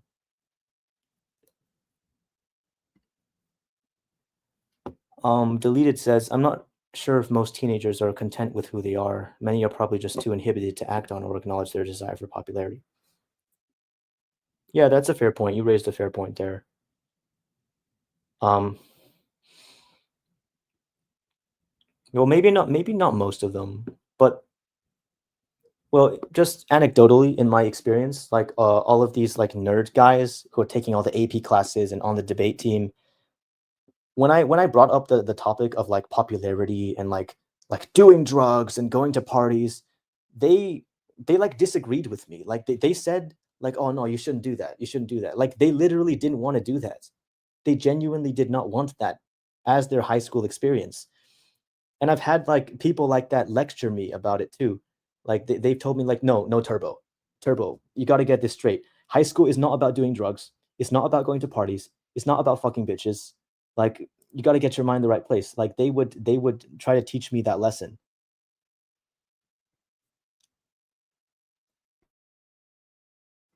David says, thoughts on the quote, even if you sprint, you will never catch up to those who've been running since they were teens. How can I catch up when I'm just realizing how behind I am? Well, there is no way to catch up. The only way to catch up is if they trip and fall, like if one of those guys becomes a drug addict.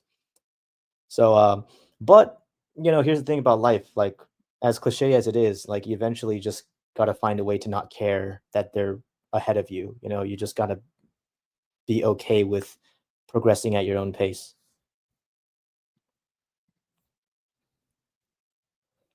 Ben says, "Are you still a KHHV? Have you tried approaching? I'm a KHHV, but haven't even tried approach a single girl. Oh dang, bro. Effort cell, low effort mental cell. Um, I'm not KHHV, I'm just a V.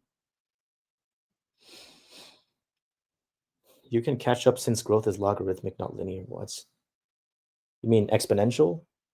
Because if it's logarithmic, then isn't there like a ceiling? Oh, wait. Oh, so you mean like when Chad hits the Chad is getting diminishing returns because Chad is hitting his ceiling or something. Um, can you elaborate on that?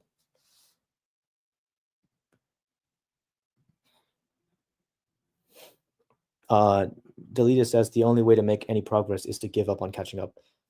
Yeah. Well, um, you don't want to give up on that if it's gonna make you lose motivation. Um, I mean, the best is to find internal motivation so that you're not motivated just because of how you compare to others. But that is kind of hard to find. So external motivation is the next best thing. So if wanting to catch up to them and beat them is what gets you going, then keep at it. Like that's better than nothing.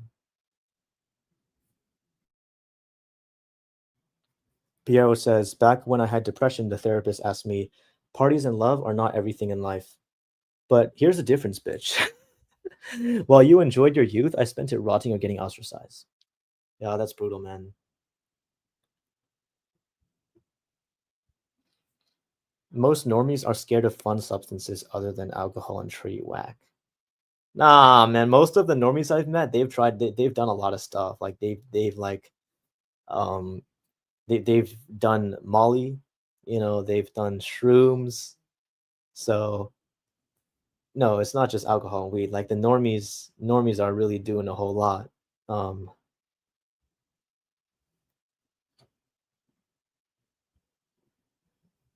and dude, it's like statistically, like 40% of people have had a fake ID.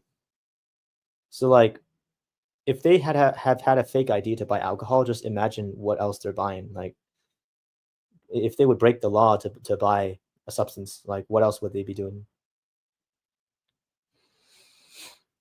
Ben said, I never wanted to do drugs or go to parties in high school, to be honest.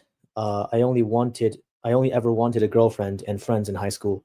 I was a nerd AP student, and my type was the Alex girl from Modern Family. Let me search that up real quick.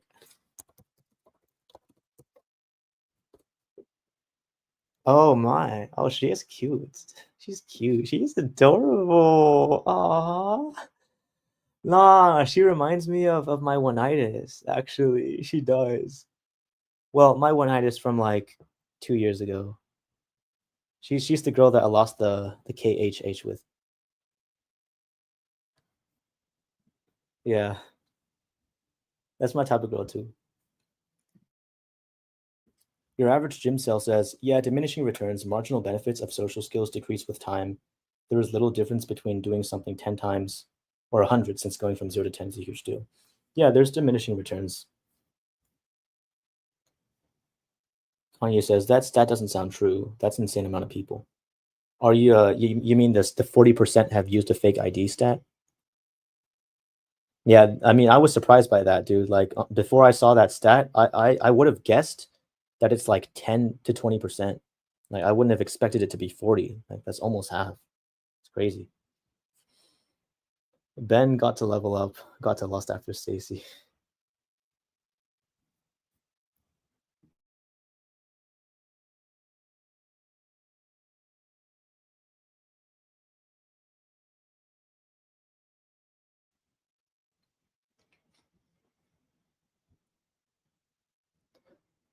Never been into Stacy's, to be honest. I like nerdy white boys. All right, so jestering.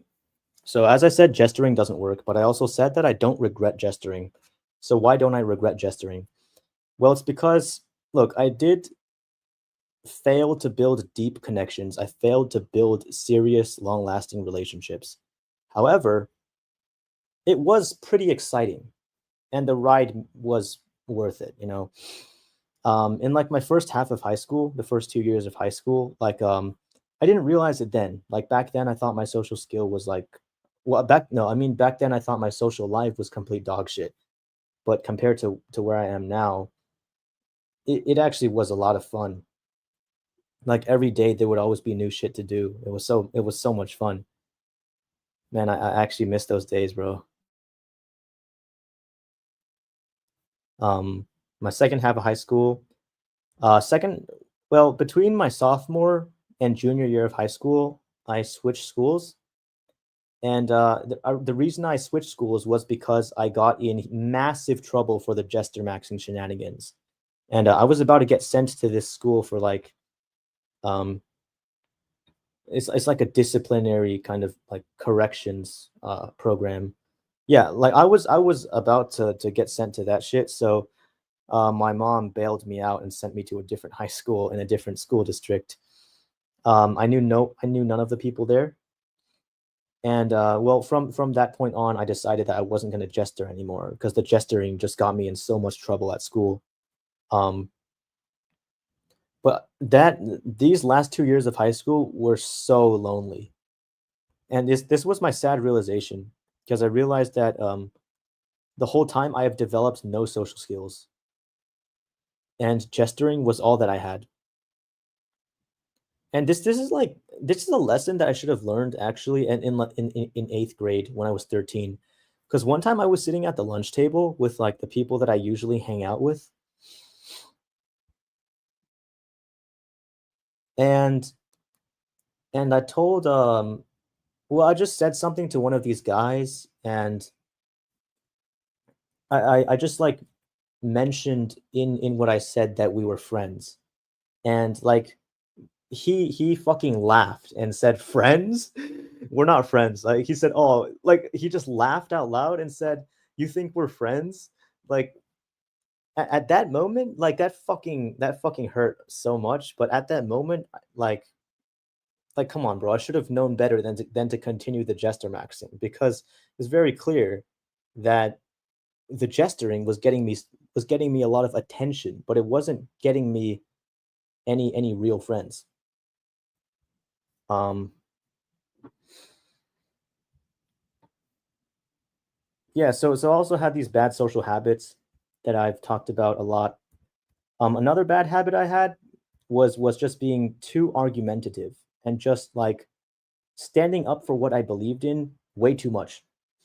So with these like nerd AP student type people that I said, who were telling me, who were disagreeing with me. They were telling me, "Oh no, high school is not about being popular. It's not about doing drugs. It's not about going to parties." I literally like fucking argued with them and said, "No, no, no, bro. The teenage experience is really important, bro. No, no, no. You can't miss out on teen love, bro. This is why it's so important." It's just stupid, you know. Because if I wasn't so argumentative, maybe I could have actually built some. Maybe I could have made friends with the nerds if I didn't constantly yap about how much I want to not be like them. you know. Yeah, so I am a lot more agreeable in real life now. Um, I let things go a lot more. I don't argue. I don't stand up for what I believe in. I mean, it's kind of cucked, but standing up for what you believe in backfires unless you do it the right way, and I can't do it the right way. Um, yeah, so starting in the second half of high school, when I entered my junior year of high school, that's when it dawned on me that like I really have to make like a 180-degree turn in terms of like socializing, because my social path up until that point was nothing but jester maxing based. And the jester maxing has reached a dead end, because obviously as you grow more and more mature, the less jester maxing would help, right? If you're uh well, this might not really be considered jester maxing, but if you're like 12 years old, because like when I was in 6th grade, like Clash Royale was a brand new game and it was all the rage. So if you're the best Clash Royale player, then you're the cool kid in school. If you have the newest Jordans, if you have the new Yeezys, then you're the cool kid in school, right? If you have the latest iPhone, then you're cool. But the older you get, the less of those sort of gimmicky jestering things matter. So like if you're like 25 and you're working in an office job or some shit, there's no jestering that you can do.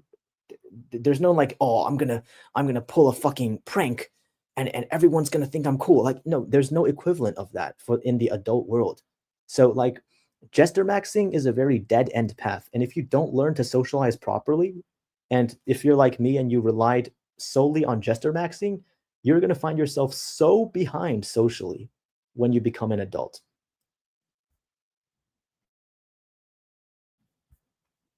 Um, you must also not treat socializing as a video game. you know well, to me it was very, very appealing, because I just wanted nothing more out of my teenage experience than to get the kind of stuff that you see on the screen right now. But if you treat socializing as a video game, you treat socializing as entertainment rather than like serious relationship building, then you're really not going to get anywhere. So okay. Actually, no.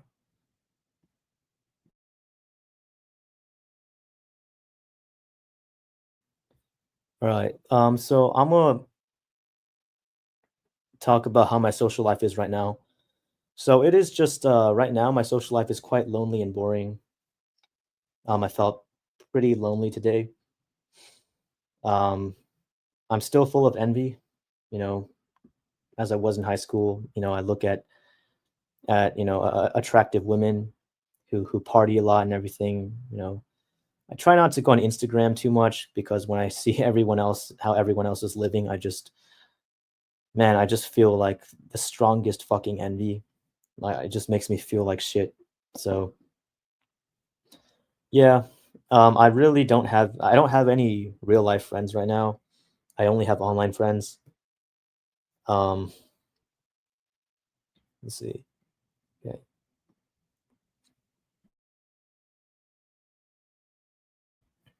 And it's just how I feel about my future is like the outlook, social life wise, the outlook is just dim.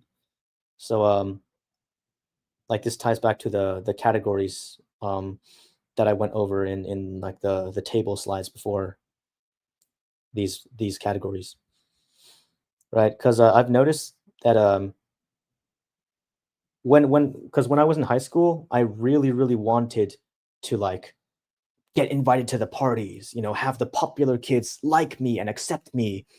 So the ulterior motive was like a big thing. But now, because I'm in this middle stage right now, I kind of am less interested in that kind of stuff. And this trend will only continue the older I get. Because when I'm like 30, I don't think that I'm like, as I get older and get more mature, I don't think that I'm gonna care very much about like, oh, how do I get liked by the popular people at work? It's like, come on, because not only will I be less interested in that, but there's also gonna be less chaotic craziness out there. Like, people are gonna be throwing less parties. So there's also gonna be less of that stuff out there for me to be motivated to try to obtain. Um, but I don't see how the category C, which is the portion of people that, I can feel a real connection with. I don't see that growing. So I feel like I'm just gonna be very, very lonely. And but unlike in high school, although I did feel lonely, I still was able to satisfy my thirst for, social stimulation or entertainment by jestering that I'm not going to be able to do anymore. So it'll be lonely and boring. Um, okay, gotta reply some of the comments here. Let's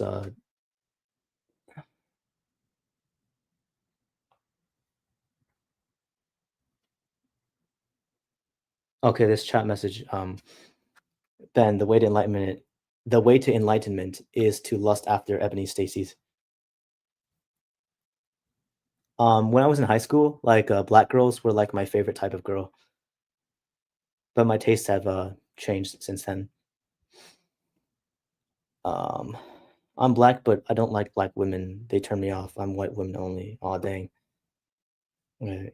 Damn, Ben, good luck. They seem to be the hardest to get, especially if you're not white. Whoa, TVP was a bad boy. Yeah, dude. But not really in like not like the fucking the Chad with the tattoos and the black leather jacket and the motorcycle, the bully bad boy who like is super cool and suave. No, bro, I was like a very cringe jester. I was just very obnoxious. Ben asks, "What's hard about socializing?" I'm NT, so I don't understand what you're speaking about. Yeah, it's too hard to describe with words, but, just wait till the next video because 'cause I'm gonna show, um, examples of this social skill and, like, you're clearly gonna see what I'm talking about.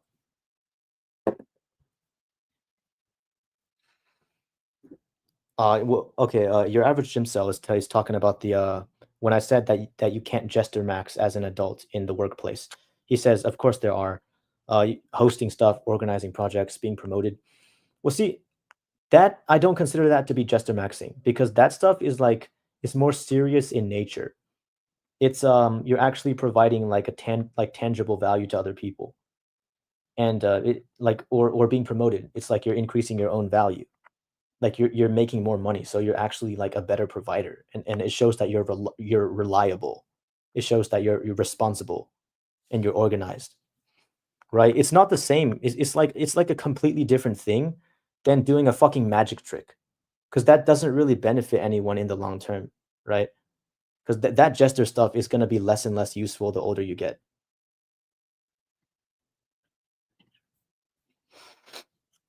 Ben says, "You're right. At 22, I was obsessed about missing out on youth. Now at age 28, I do not care and find teenagers cringe and low IQ."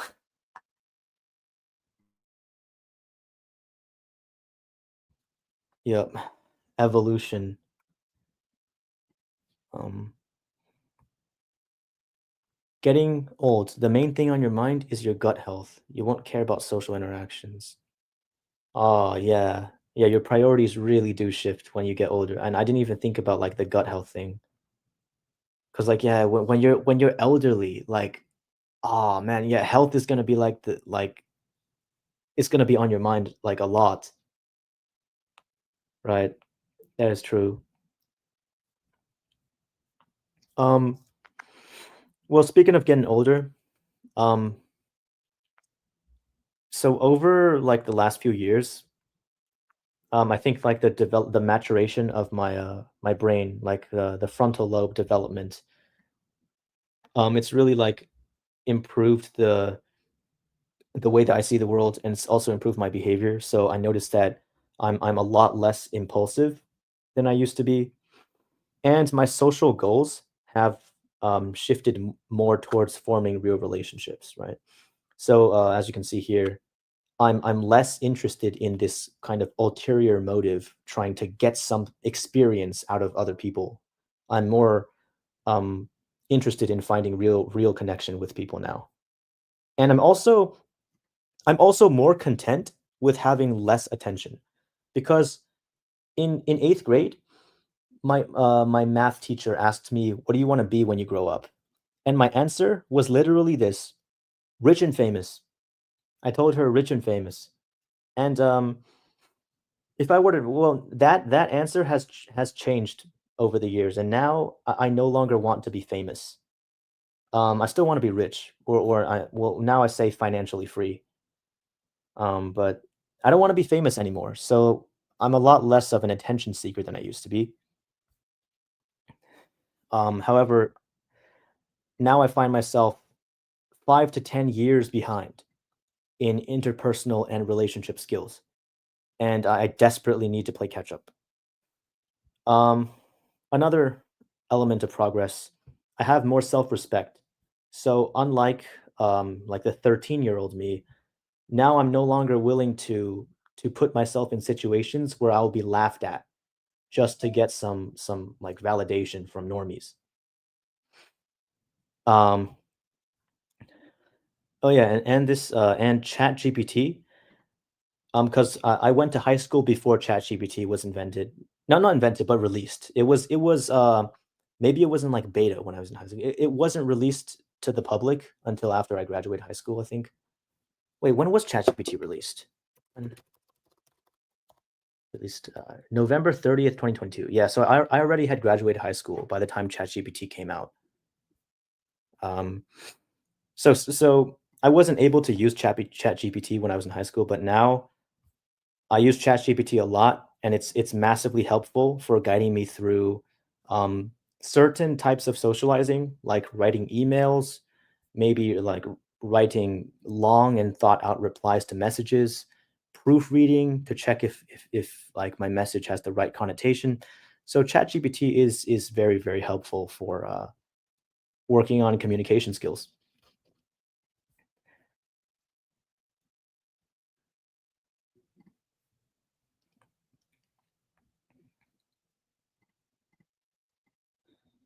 Ben says, "You're right. At 22, I was obsessed about." Oh, I already read this. Hold up. Brain fart moment. Yeah. Okay. Can I better define jester?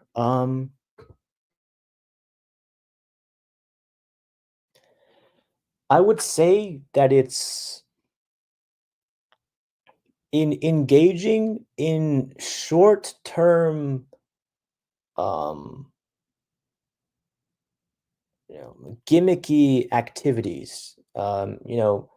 things that don't really have much substance behind them. So sort of like doing I don't know, doing very, very sort of transient, doing things that have very, very short lasting benefits, superficial things to try to like get validation or impress people. Um, and it often in ways that come at the cost of your self-respect. Um, so it's like I guess like wearing a fucking like banana suit to school or something, and like having the normies laugh at you and shit. Is like, oh bro, you wear a fucking banana suit. Oh bro, that would be jestering.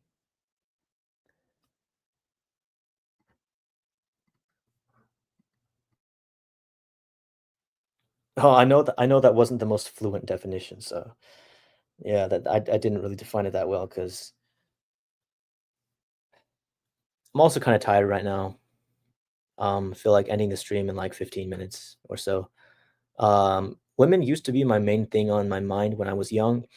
Now it's my health and my money. Aging is awful. Never grow old, Turbo.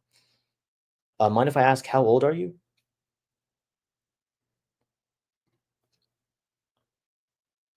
Your average gym cell says, well, of course it's useless. Yeah, it's useless in the long run, but like for someone who doesn't know how to socialize in any other way, it's really the only way that they can even get to interact with people. Um, like I said, man, like in high school, jester maxing was all that I had. Like if I didn't jester, bro, like I would have been like alone the entire 4 years of high school.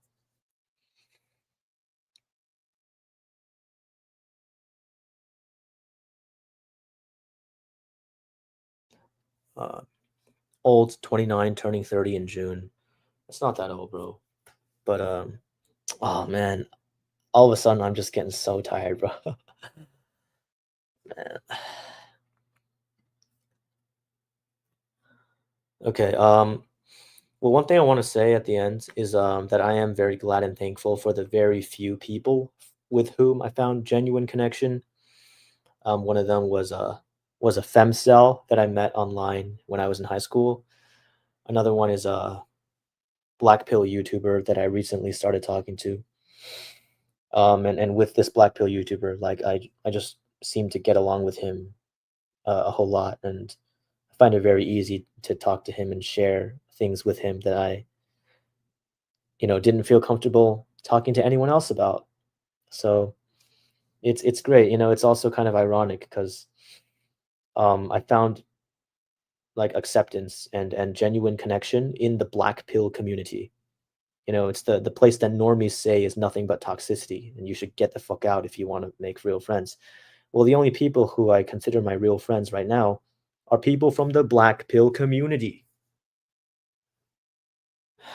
Maybe that's not a good thing. Yeah, average Jim still says, "I got you." It's the only alternative to nothing for some people. Yeah, but you like for people who find themselves in this situation, like you don't want to end up like me. So you need to like find a more sustainable and more mature way to socialize, like as soon as possible, because jester maxing is a dead end.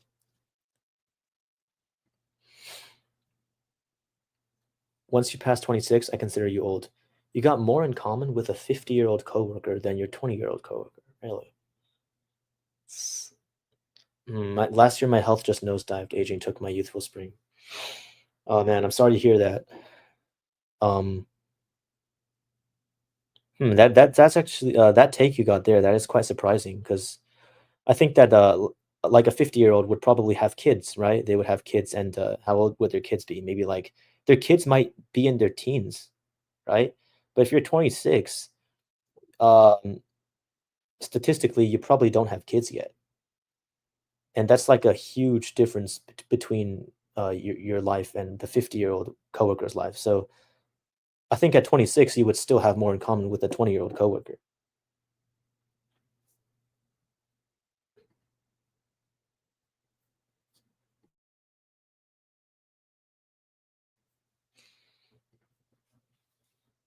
Well, as you said, after high school, these dynamics disappear. Yeah, Man, I miss high school because I actually liked these dynamics. The fact that, um, although I'm taking socializing more seriously now, I kind of miss the days when I didn't have to take socializing so seriously. I could just kind of fuck around and like do whatever the fuck and just, mingle with people and not really have to worry about, you know, like building rapport or you should build rapport always, but the fact that there was a lot of sort of superficial social fun that was out there to be had that I don't really see much of an opportunity for anymore. Is Cat the Vat Hi teammate? Hello, Cat. Did you just tune in right now? Cause I'm just about reaching the end of the stream.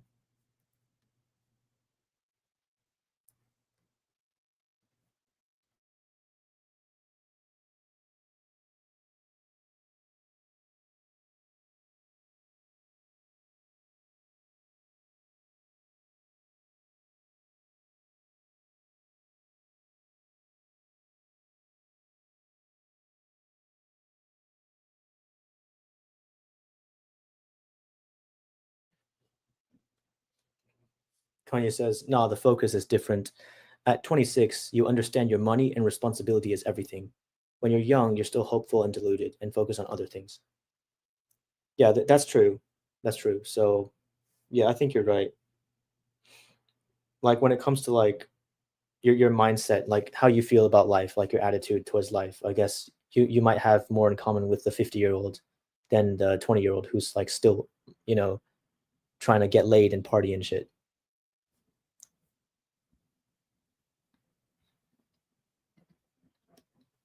That's a big difference.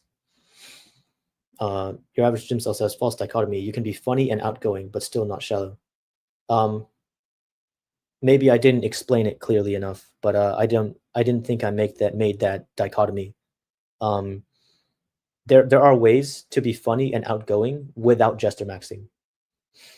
Um, like there are ways to be that you can be funny without sacrificing your self-respect. So let me tell you something that's like fucking retarded that I did in my freshman year of high school. So like there's this like there's like a high tier normie, and he told me like in front of a bunch of people that if I licked a puddle of like Gatorade or Kool-Aid on the fucking ground, then he would give me $5. So I fucking did it. So I licked the fucking like puddle on the ground, and he gave me $5. See, don't do shit like this, right? This is the kind of shit that tanks your social rep and gives you such a minimal benefit, like $5, bro. And by doing this, everyone thinks I'm a fucking retard.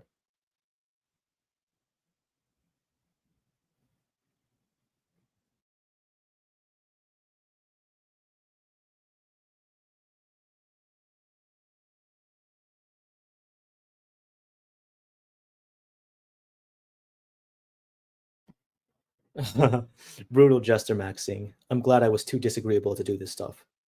Yeah, dude. When I was 14, I was down bad, bro. I was so down bad. Uh, you haven't answered me. Wait, how did I not answer you? I agreed with what you said. I don't think that I made that dichotomy. Like I totally do agree with you. That you can be funny and outgoing, but not shallow.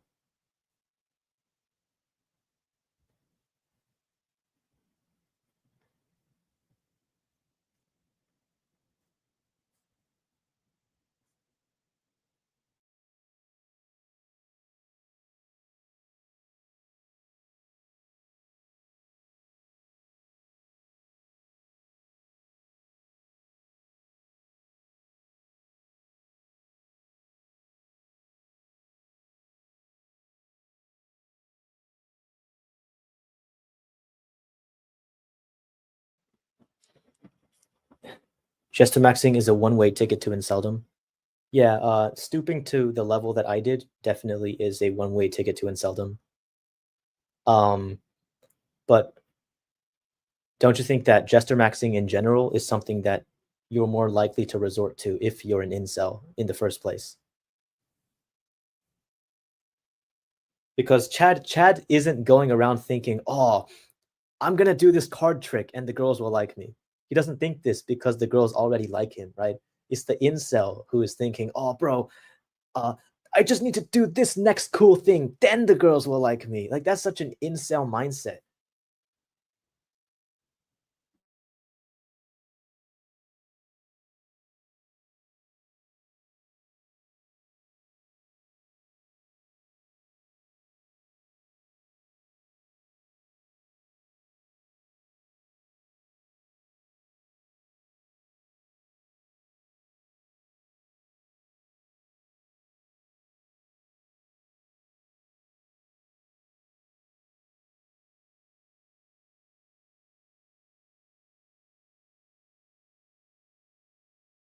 You're right. Usually the jesters at my school were giga short or ugly true cells.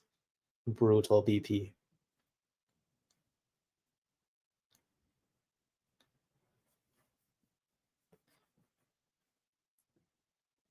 Tall chads were usually quiet and reserved. They had unspoken riz with females.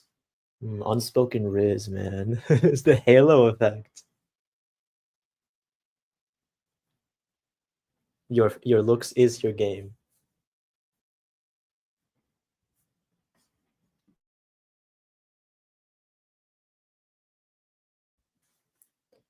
Yo, I'm thinking about ending the stream just about right here. So if you guys have any last minute questions, then please put them in the chat. Oh,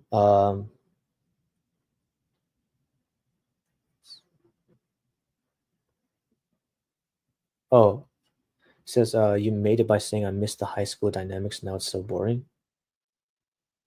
Um, wait, were you talking about this? Were you talking about this comment?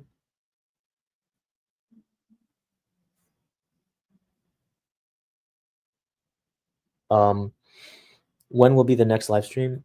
Let me see. Live. I'm gonna try to do it later this week, but I might be busy with school and other stuff. So well, it really shouldn't be that far out because I have like 3 live streams planned that I want to get done before this college semester's over. 5'4" white guy at my last job was a huge jester, while the 6'4" white guy was quiet and pulled all the girls. Ah, brutal. Remember this short cell jester in middle school. He went to a party and uninvited, and cried because he wasn't let in. He was annoying. Oh, dude, that's brutal, man.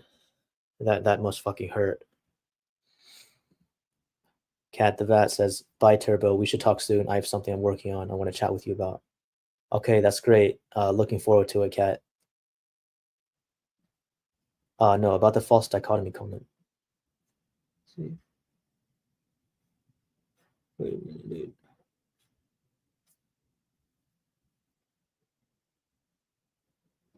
Wait, this part. Um, I already replied to this comment. Was there a different comment about it before this?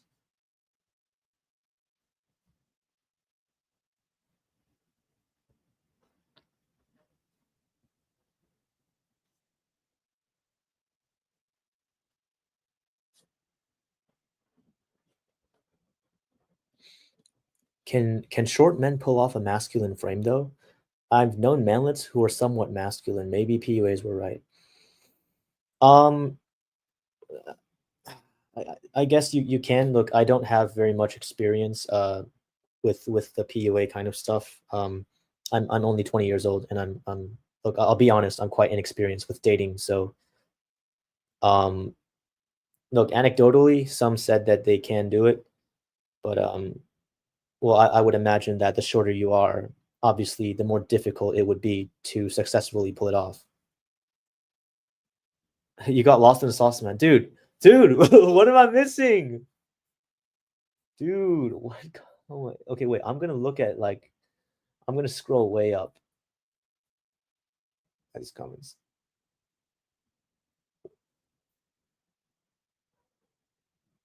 I already answered this one. I already answered this one. No, it had to be. Is it after this chat? Is it after this one? Because it's got to be. I think it's got to be after the diminishing returns. Are you talking about this one?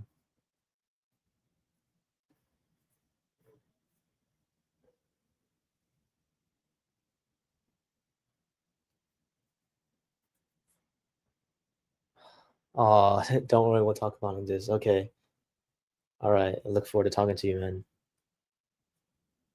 Kanye says Turbo's completely sober and has been sober for life. You're saying that as a joke, right? Can you clarify that? It is a joke, right? Sarcasm.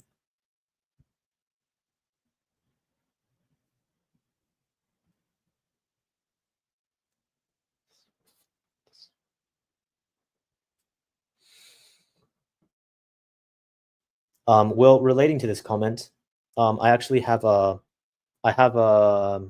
long video. It's gonna be an edited upload. That's gonna be about how I destroyed my life with drugs. So that's coming up.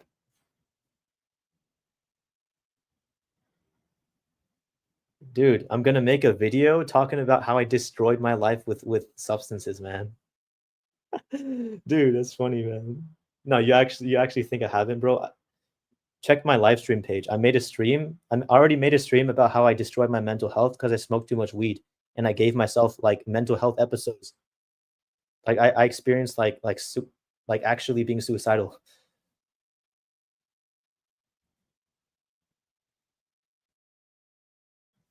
But I feel like during streams you're a bit all over the place. Hmm.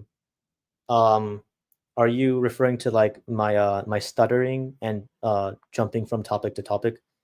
Because I know I need to like work on my verbal fluency. Um, that's an important social skill.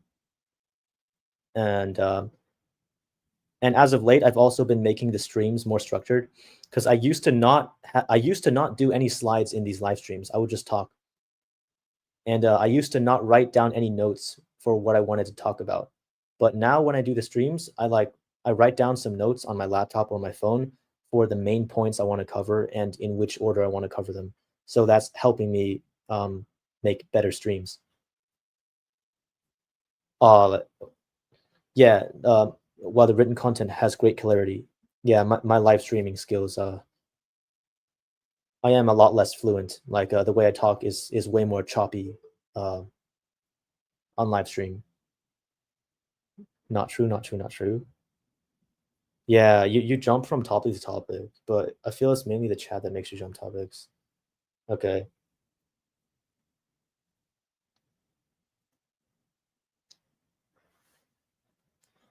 Oh man, it's also because like when I talk a lot, when I've talked for like a really long time, like an hour plus, my throat just gets so fucking dry, dude.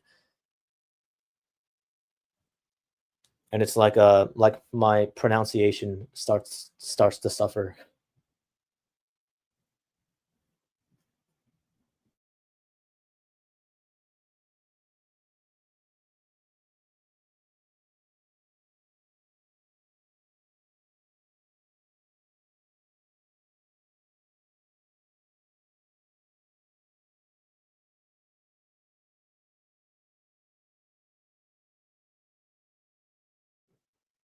Suggestions are about having a link between the topics and answering the chat during the presentations, so you don't go back and forth and get lost.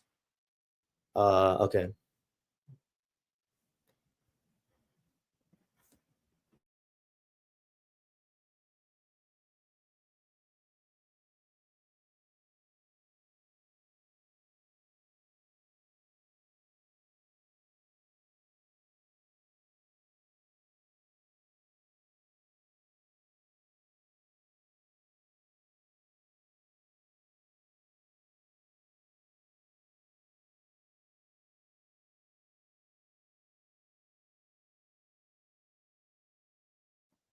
rehab room doesn't agree with improving the language skills after being avoided all the life because the negative reinforcements.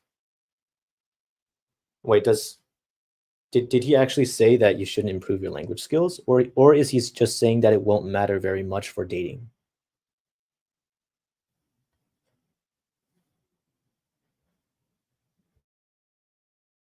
I mean, dude, like I can imagine that Rehab's had like a really hard life because he's like talked about how he had to move out of the dorms, to some like really shoddy apartments, just because of how brutal it was to be constantly exposed to the promiscuity. Um, yeah, it is fucking hard. Where does the inspiration for the topics come from? The inspiration for my live stream topics and my video topics just they pop up, in my head like throughout the day, just in my everyday life, and I just add them to my spreadsheet in my notes, um, to sort of build up these video concepts over time. Now, executing on these plans and making the videos consistently, that's the hard part.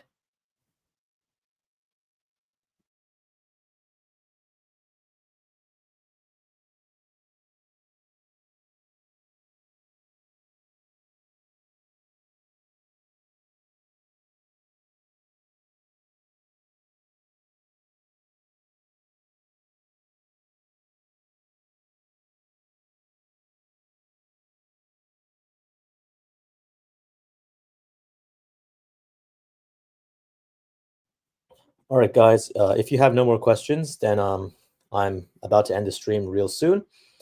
And last thing, I just want to reiterate, Level Up Looks Max. This is a looksmaxxing course by my boy Kevin, and you're gonna get to chat with other people in the community. You're gonna get guides on how to looksmax to make the most out of your facial appearance. It's a very comprehensive looksmaxxing course. It's made by Kevin, and it is $20 per month, and you can access it at wop.com/looksmax. That is Level Up Looksmax.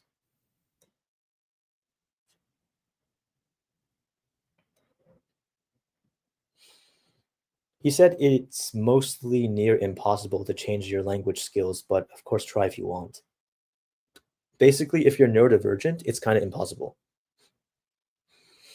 Um, I would even disagree with the last part. Like, if you're neurodivergent, then like you're depending on how, like in what way you're neurodivergent, then your like social skills may be very limited. Um, but like improving your verbal fluency is something that like everyone can do.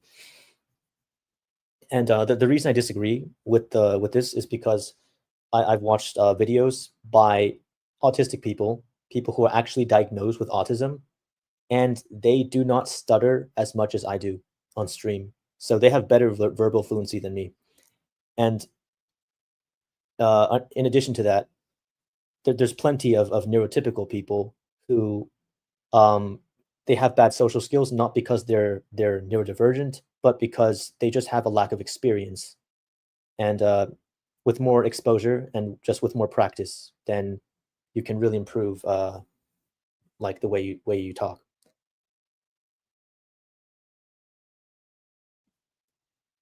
Are on Discord, are you online only late in the day? I'm like online.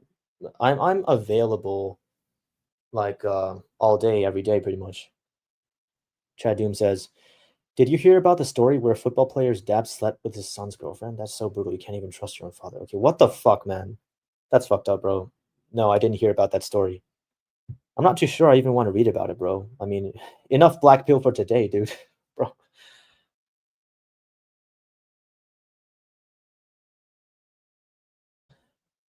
It's on my channel page. I'm also gonna post it in the chat, and I'm gonna add it to the video's description as well. Let's see.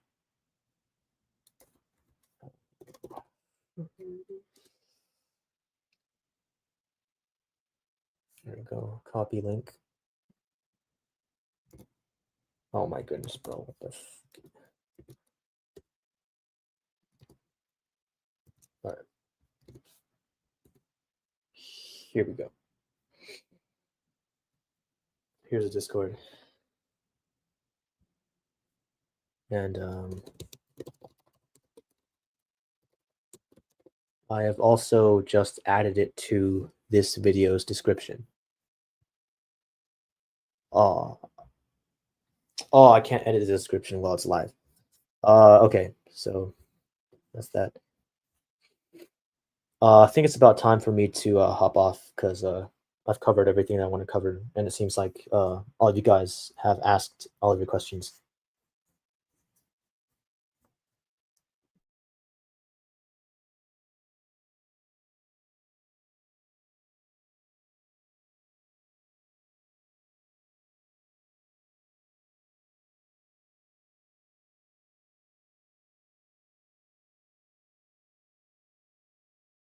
So that's all, and I'll see you guys in the next stream. Thanks for watching.